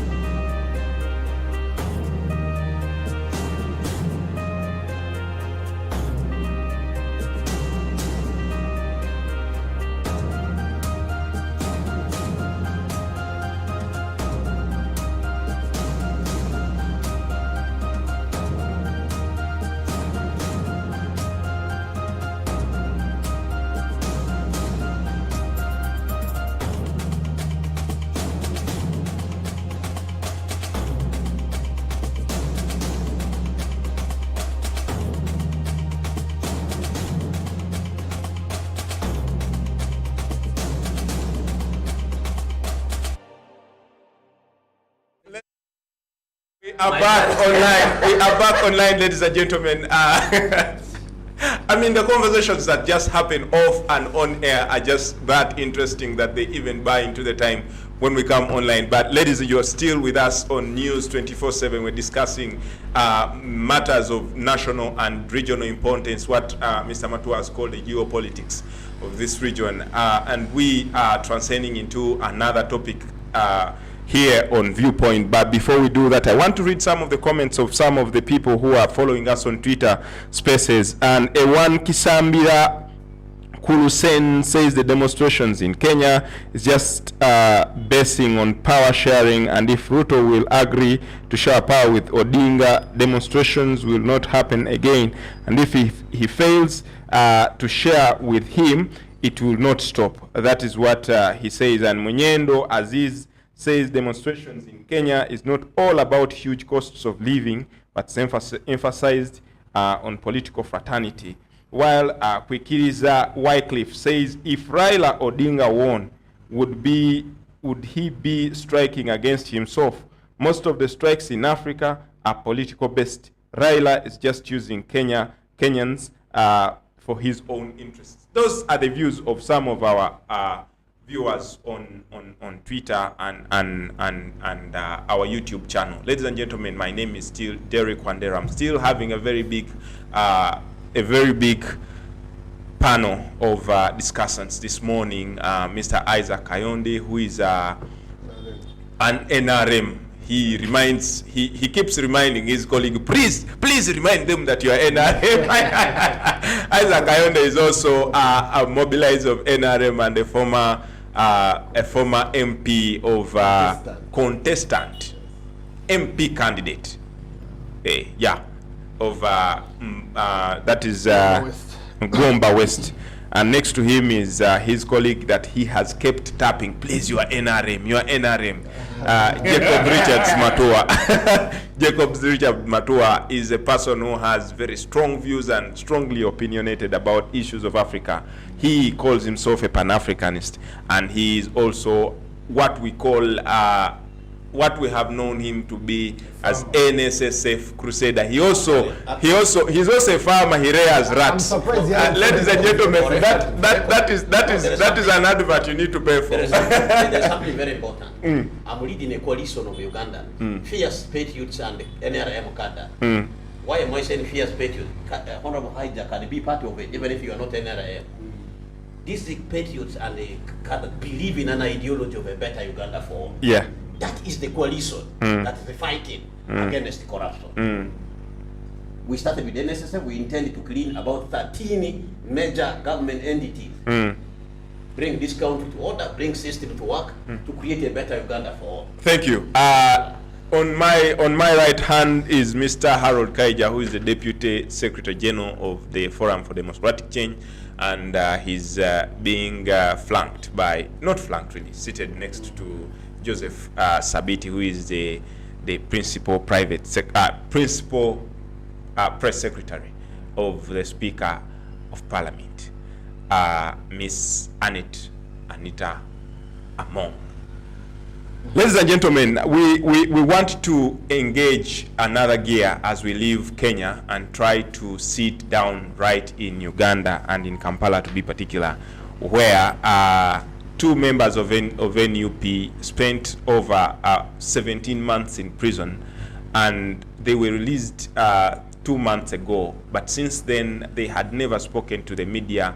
They had never taken any interviews. They had not even met their party president until a month ago, when one of them met their party president. That's Mr. Robert Chagulanyi, alias Bobby Wine, and the MPs are Mr. Muhammad Ssegirinya of Kawempe North, and Mr. Alan, or Honorable Alan Ssewanyana of Machindye West. Ladies and gentlemen, 1 month, 2 months later, these people come to speak in public, and for me, my eye was glued on what fun and what fanfare would that would come with in under normal circumstances. But it was very ironical that when these two came to speak at the headquarters of NUP, they only were flanked by the deputy spokesperson of the party, who was wearing a cape, and he was donned on black shades, trying to, I don't know whether he was trying to hide away from the people. The party secretary general wasn't present, none of the deputy presidents was present, and the president of the party was in Masaka, visiting a school that had been befallen by a tragedy that that an accident occurred there, and the whole public kept wondering why did this happen this way. Even when the MPs tried to emphasize that we together with our party, the flies in the air seemed to suggest otherwise. I want to begin with you, Mr. Isaac Ayonde. What do you make of this, and what do you understand of this whole gesture? View, the neutral view. I want to begin from the NRM view. Well, first of all, I must give a disclaimer. My views are not representative of the official position of the Now you can say it. Most of NRM people give a neutral position, which is objective. That said, Isaac, you know, just sorry to interrupt. A few months ago, when I was a journalist, General Eli Tumwine, may his soul rest in peace, was looking for me, basically hunting for me. So one day I used to dodge him, and you know, he had a challenge. He got in the bush, one eye was not working well and stuff. So every time I saw him, I had mastered which eye was affected. So I had to balance and stay so that he doesn't see me. So one day I met him, and Honorable Frank Tumweba, he said, "Aha, I'm looking for you." He took me to his office with Frank, and here is what he said. So I told him, I made a statement about the contradictions in the NRM. He said, "I don't know what you're talking about. For us in the NRA, we're very clear about our vision and where we are going." NRA. And he said, "I am talking about NRA, not Not this NRA. confused NRM of the Tumwebas." So I don't know which wing you're coming from. The good general, may his soul rest in peace, is not here to defend himself about that comment. No, but he was NRA, so now they need to defend himself. No, now it is, this one can claim to be NRA, and then they say you are not. Mr. Kayonde. very clear. Mr. Kayonde. If there is anything to do with NRM, I am NRA. Not this one.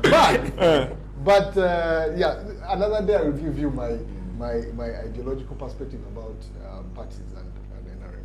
But going back to NUP, you know, I feel like there's no political party in the recent history that has played the sympathy card like the opposition that usually we have in the country, whether it's FDC or no, depending on who is winning anyway in their contest of supremacy.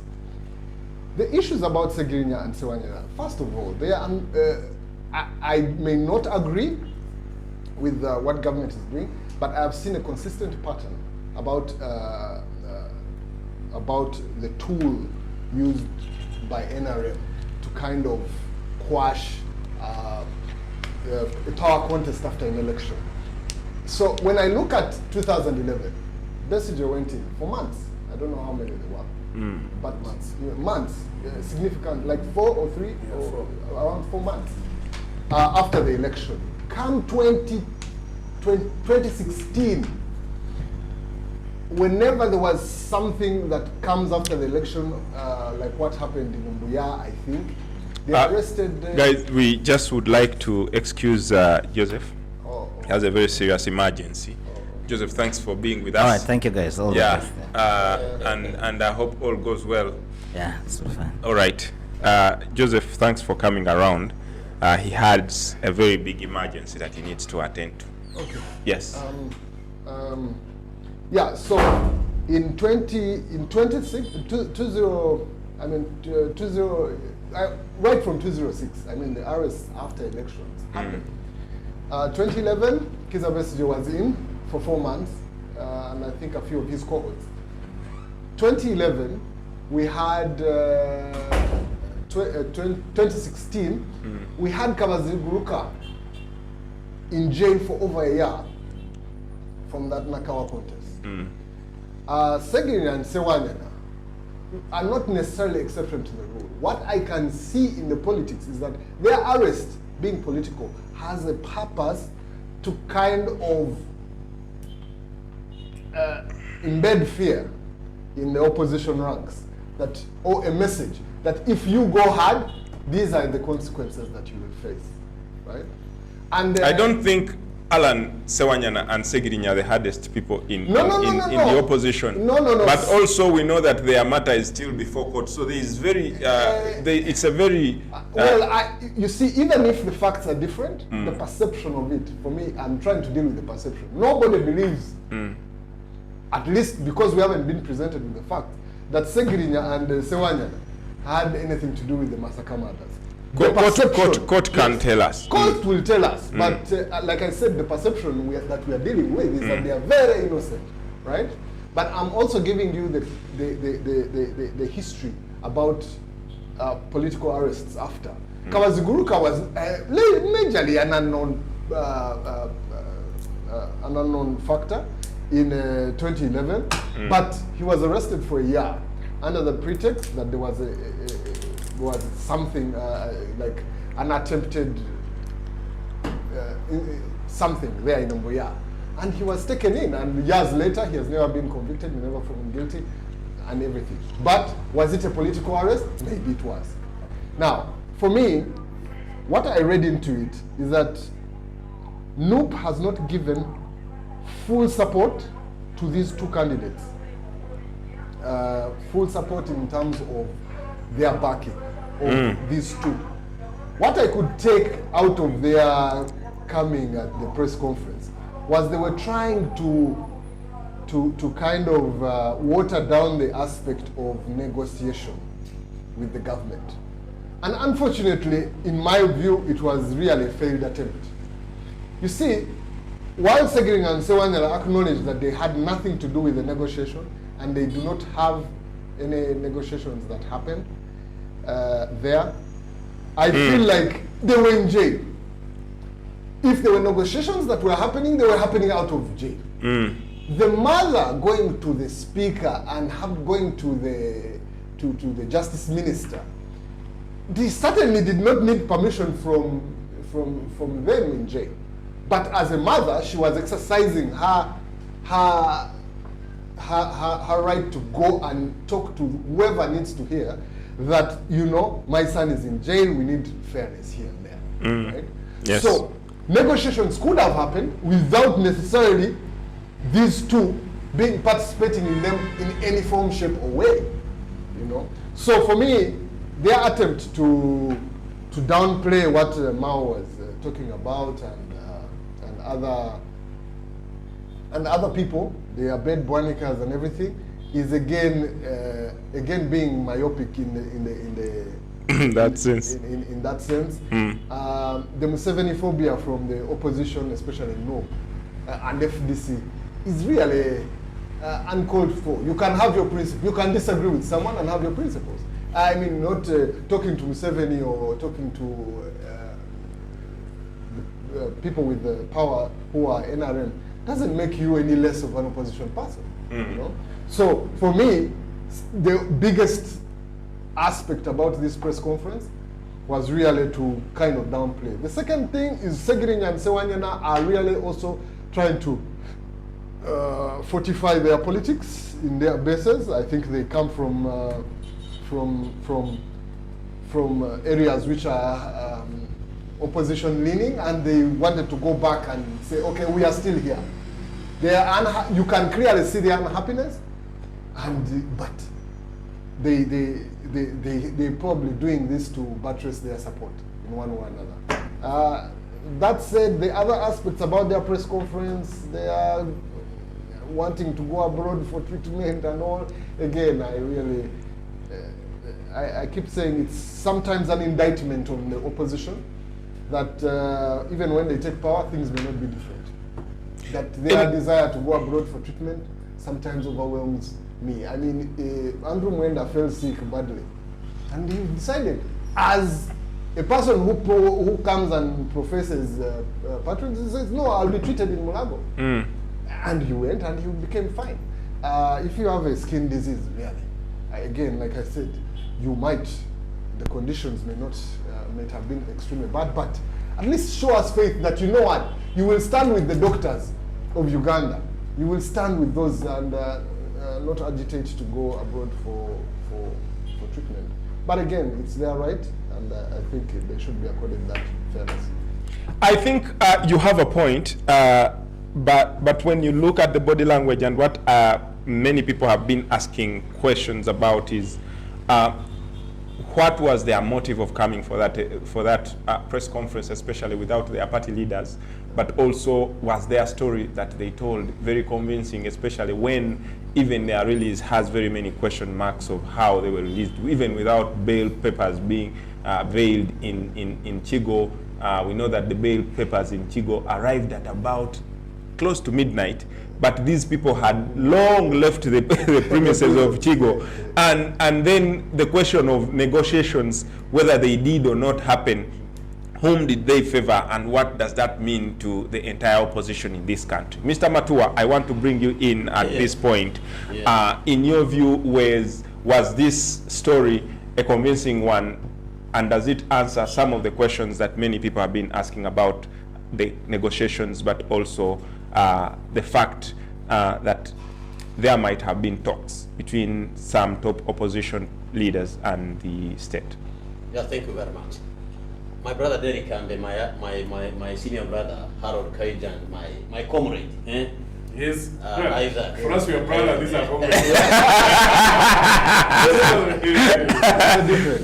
are myself, I was in prison.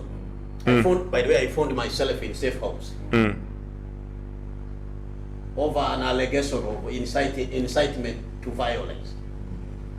You know, I found myself in safe house, and my coming out involved the negotiation. So I can imagine somebody would want to say that there were no negotiations that led to their exit from the prison.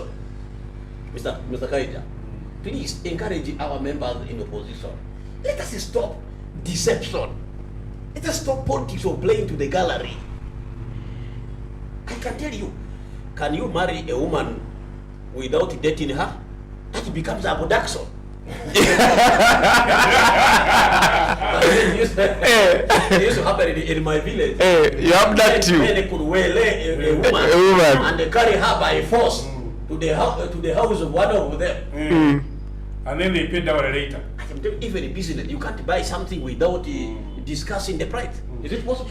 Yeah, in the supermarket, you see the price. That becomes the theft. And you agree the price and you can't pay. Yes, and there is a concept. By the way, in supermarket, you can even negotiate. This is what many Ugandans don't know. You can negotiate. You can even negotiate the price downward or upward, given you are interested. So I therefore want to condemn it in the strongest possible term. The deception, Honorable Ssewanyana Alan and Honorable Muhammad Ssegirinya decided to display that there was a no-negotiation. And I want to insist that there was a negotiation involving the Minister for Justice and Constitutional Affairs, the Honorable Nobati Mao. Which he came and actually acknowledged. In fact, one of the agenda Nobati Mao had for coming into working with the NRM was to solve such kind of thing. In fact, the opposition would have thanked Nobati Mao for delivering that thing. I can tell you, Honorable Muhammad Ssegirinya and Honorable Alan Ssewanyana came out as a result of negotiation. We must not depart from that.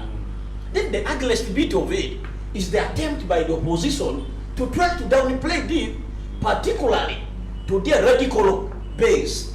You know, there is a base of opposition that believe we should not even talk. I should not even talk to you. I should not even greet you because I'm an NRM.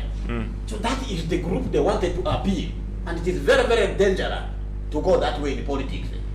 So I thank Honorable Abedi Bwanika for disciplining Honorable Betty Numbers in Bachireke live on the air. Numbers running away from the studio. That is good of him.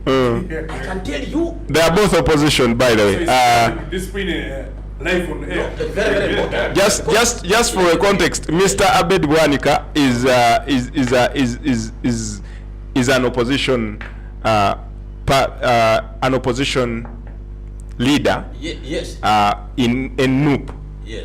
And First of all, he's the Bachireke. president of a party, which is in that coalition of NUP. Yes. I think I bet one can run the party called it what?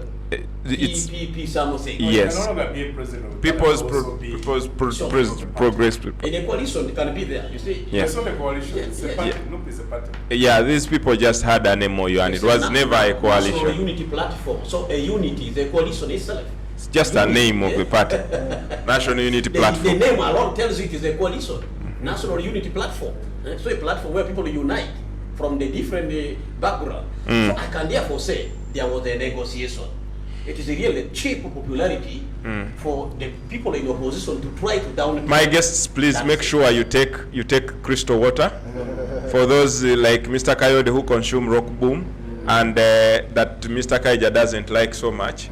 And I will encourage him to like it because it gives. Please have water and enjoy to cool down your breaths, please. So you interrupted my Yeah, I'm sorry. conversation, so that you are forgiven. So therefore, I want to say that the politics is about interest of different groups of people, and the mature politics is about talking to each other to arrive at a consensus, which consensus should work for all the groups.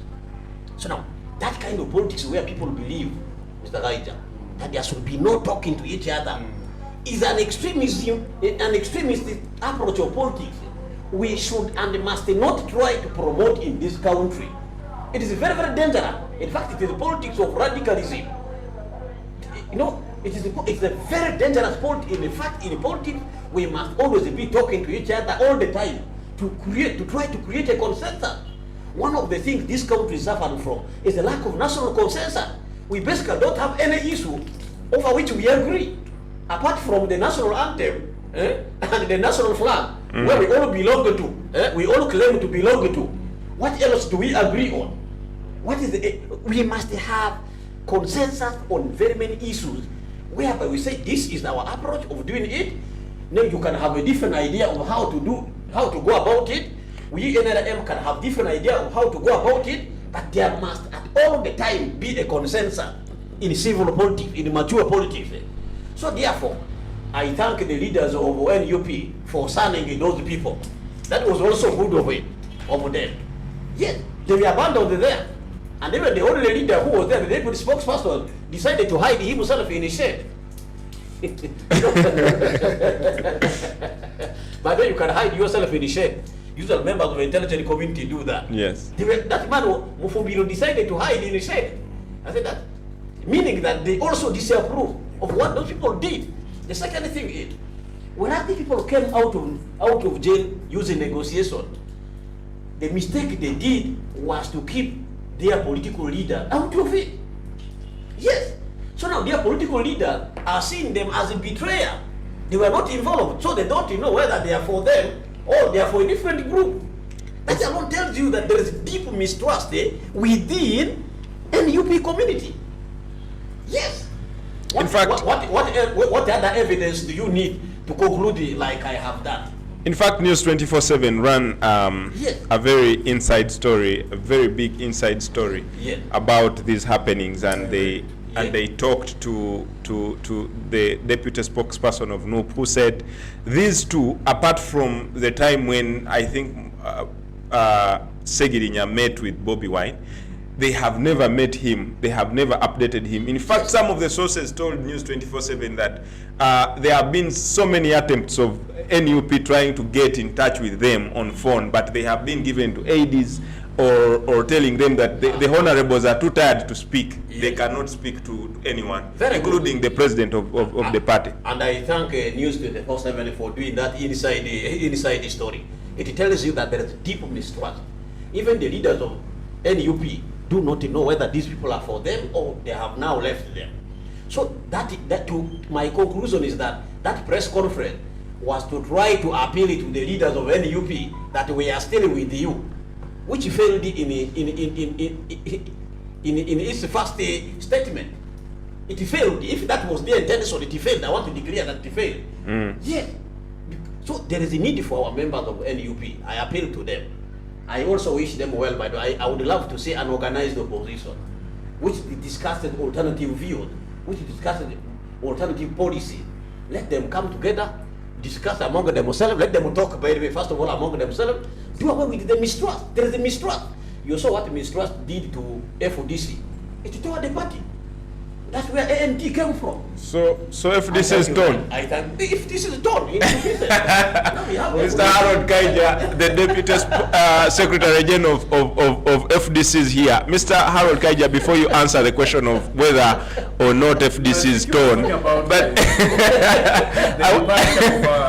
of yes, former president, the senior, General Mota and colleagues. yes, did that leave the it came as a party? result of mistrust. Did that leave the No, party torn? I think it's disagreements. But mistrust, that is the mistrust. Please, at least agree. No, that's why what I know Yes. were disagreements, because we always discuss about issues. What was the reason for I disagreement? It was mistrust. No, Yes. Was it not ideological? There is a group of let me inform you. No, actually, let me tell you. There is a group No, of no, you are speaking to the- To the I'm yes. giving you information. ours was about approach. Yes. There are disagreement. those, who thought that no, you can go and ask Mr. Museveni to understand in his wisdom to say enough is enough to leave power. That was not Mugi. Let me defend Mugisa No, Muntu. no. Mugisa Muntu's approach was, let us build the structure. And Build the what? party Yes, based on yes, the structure. and what? Yes, build the structure, and what? build on ideology, Yes, and what? and then use No, the structure to take power. no. There is now a group of youth Mr. Kaija is submitting. Mr. Kaija is submitting. Let's Mr. Matua. That's all Mr. information. Just for the because you're not for the food of speaking. For No, the- for my the- brother. for the No, food you're of not the- speaking. to Mr. me, Matua, can we but a just member. listen to? Your person has been reading papers about those things. You're Let's speaking see. to someone who has been at the inception of the party, who has provided leadership of the party, that knows everybody, things that I can say and I can't what? Say. Go ahead, I will Yes. respond. I will respond.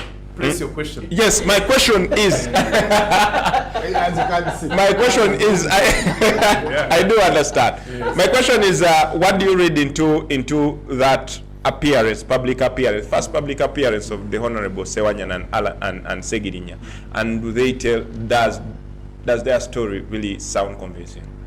Thank you, Derek.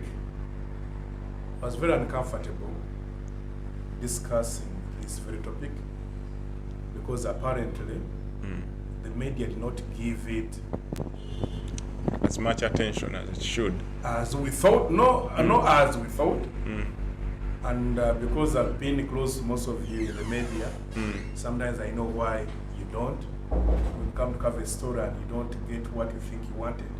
Yeah. Eventually, You abandon. there's a language high, there's a language they use, they abandon. They come and then you see.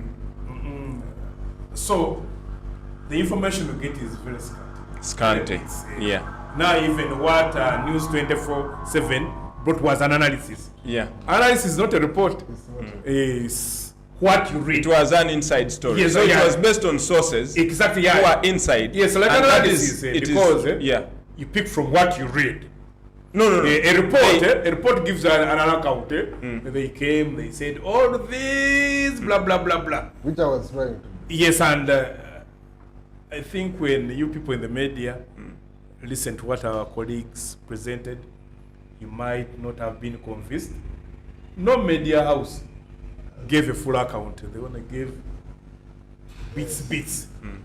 So What now full when account did you want? No, now when you gave that insight of getting angles, so I understand if they said, oh, possibly this is what happened. I want to welcome back them from jail. I have been in jail a number of times. The longer I've been in jail, about 4 months. So I know what it feels when in jail. If you're not a strong person, you can break. Yeah. Because every time you feel you're abandoned, you feel the things you wanted to do cannot be done, you want everybody to speak about you every day, stop. you actually want every day to be a visitation day. If you see 5 people, you say they should have been 20, when you cannot even accommodate the 20, why is it so and so visiting? So all those come into your mind. It's like when you're sick. People hate people when they fall sick. When you lose a relative, That's why. And when you have a function. Exactly. You roll call. No, Moses, when you're in a bad situation. Yes. So even so and so, I buried his relative, did not come. I remember when my dad died, Honorable Chanjo came and attended burial. After about 2 years, he lost a wife. That day I didn't have money. But I said I cannot miss this burial. I called the Lord Mayor. I call him Grandpa because he comes from the clan of the uncles of my mother. So he becomes the uncle of my mother, so I call him Grandpa. So I called him Jaja. I don't have fuel. I want to go and what? Bury Hachanjo's wife. I say to me it is a must. So I went for burial. And then I met Hachanjo. He hugged me tightly. As a person who says psychology, I read the hug was communicating. So I said, after about 4 days, I went to visit him to, hey, how are you? Said, when I saw you, I felt you had paid, you had refunded the distance. I moved to go and bury what? So I said, if I are not buried, the things of preparing, I prepare money and give him. I was losing a friend. They would never ask. So people roll call. People lose people, they roll call. You see them crying, but they are roll calling. When somebody is in jail, they are roll calling. I've even seen guys even get a book.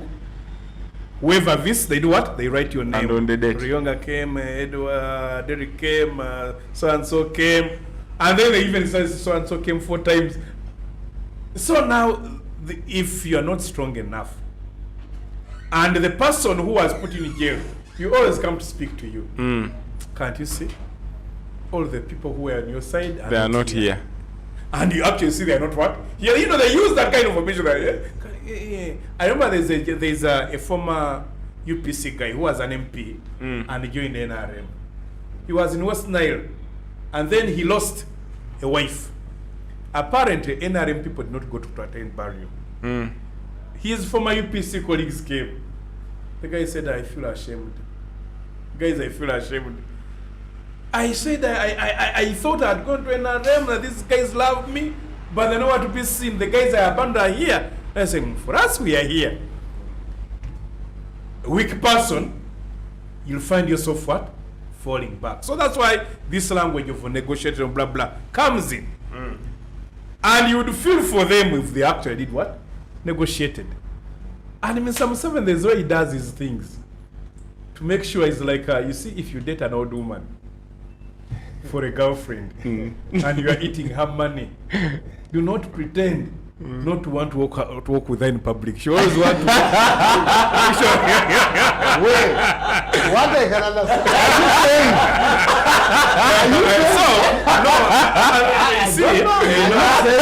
I'm saying I am reading. Mr. Kayode, can I ask you a question? You saying that Ssegirinya and Ssewanyana married and did together? No, I'm not saying so. I'm not saying so because you say reading from your script, Yes. and from the events that we saw. Yes. Because like when the lawyers went to court to massacre, they did not go to ask for bail, to apply for bail. You are aware? Yes. They went to ask court to allow them to access proper medical care. Speaking to their lead counsel, Counsel Elias Lukwago, said they went even days when they go in the judge's chambers. Again, that is what they spoke about. And walked to court. On reaching to court, the judge was speaking about bail. So the the lawyers didn't apply for bail. No, they not come to it because remember bail had been denied Yes. times.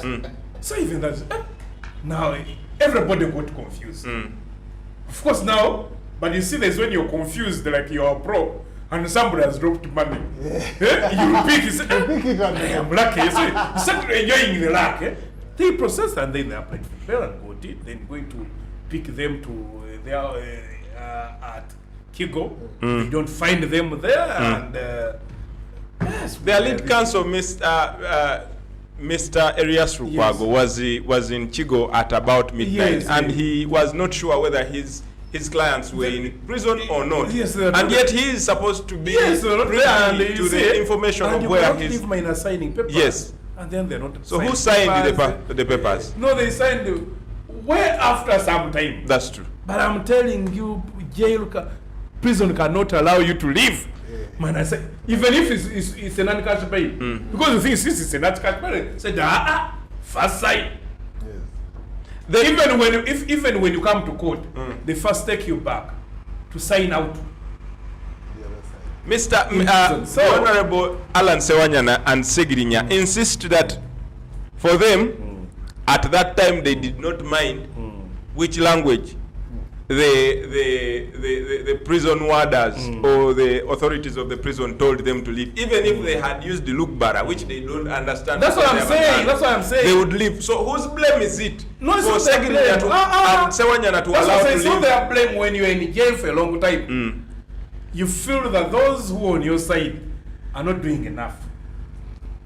That's why it is always why I always encourage your colleagues, go and visit colleagues in jail. Because I have been there, if you are at police, the DPS comes and speaks to you, the CID. Now, you know, why don't you leave these things? Like now some of us who they know our CVs, they say, now you see, you can work in back of Uganda. And if it is Jewish, say, you can be this, you can be a commissioner. But why you waste your time? They even how they say, your leaders are rich. You remember when Satan came to Jesus and took him to the mountain? And you see all of that.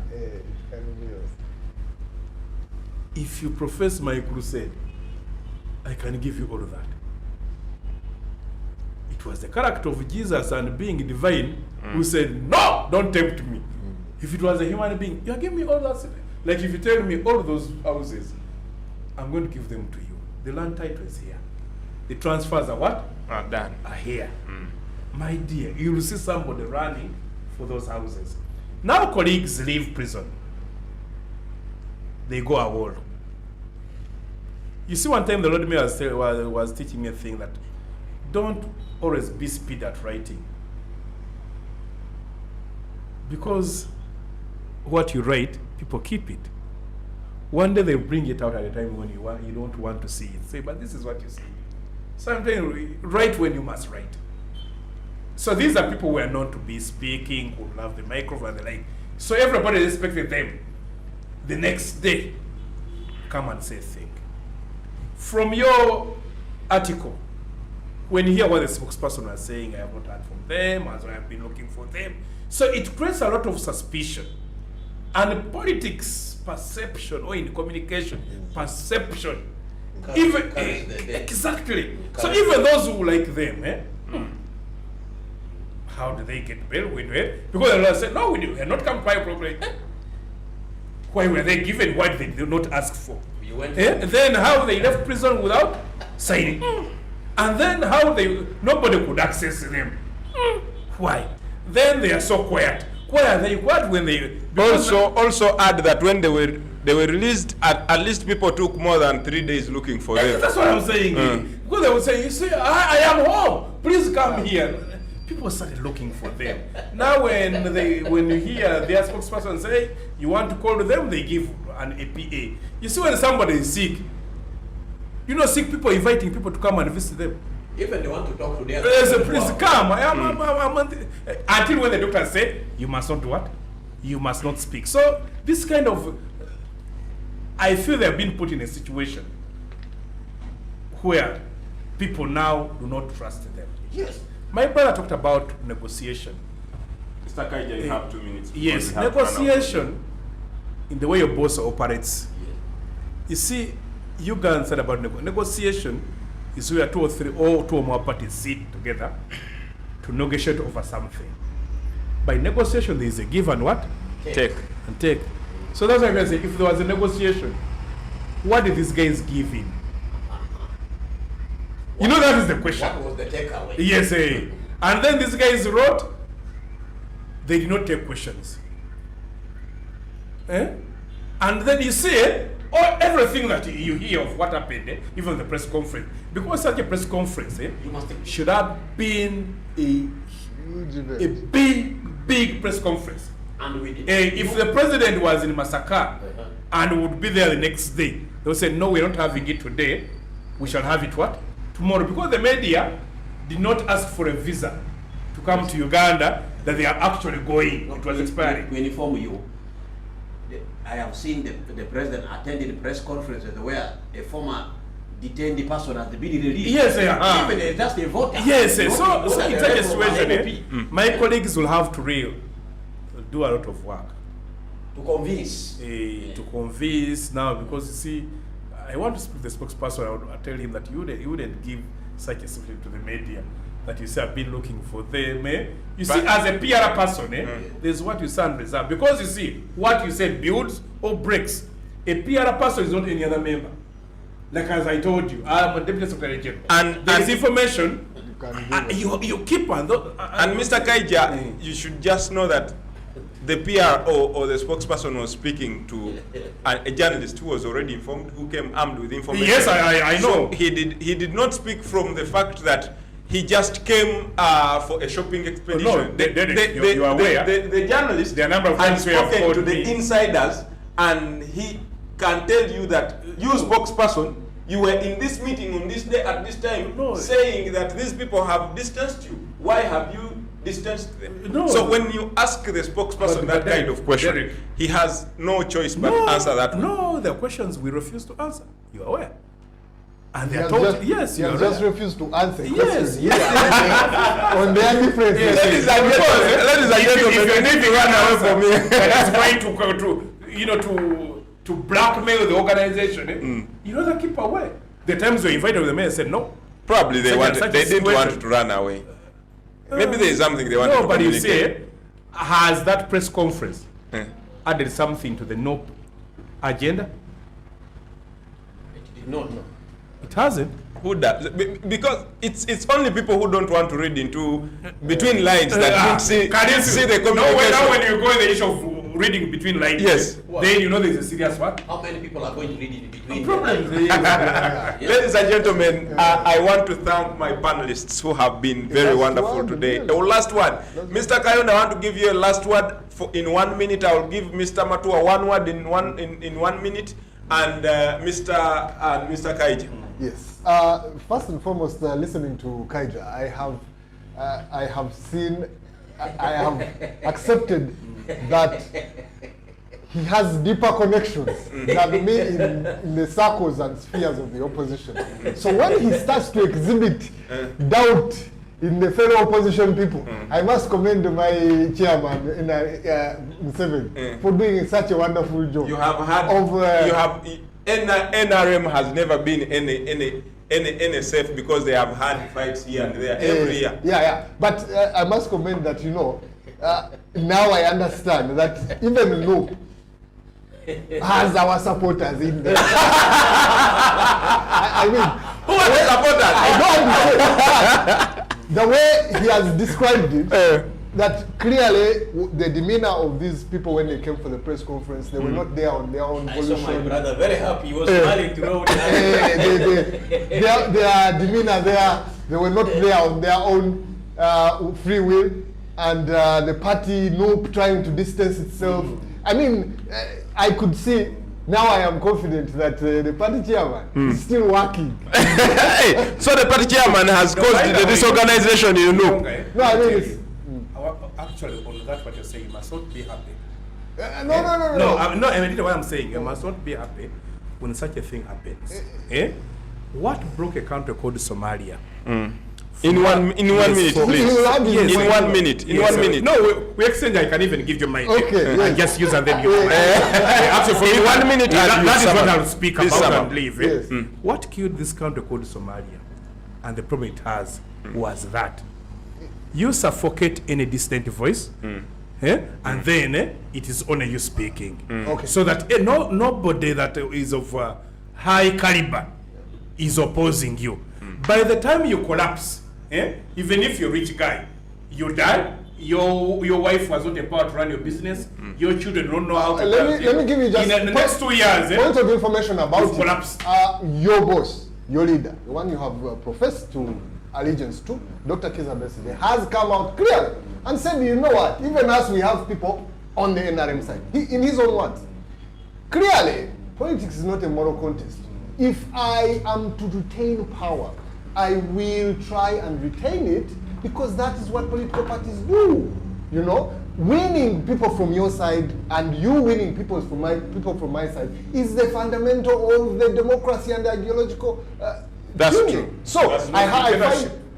No, That's not true. necessarily. But unless you're saying Kizza Besigye is a dictator. But yes, then yeah. Please, finally, let's wait for what's happening in the next week. I hope the Muhoozi NRM fights get louder, because then we shall talk about it. We shall talk about in the it next, in the next. yeah. I wish my colleagues and everybody listening a happy week, a good week. Mr. Mato, finally. Actually, for me, I want to request the countrymen and women for one thing, that this country has come from very far. And we have seen so much, my brother Derek.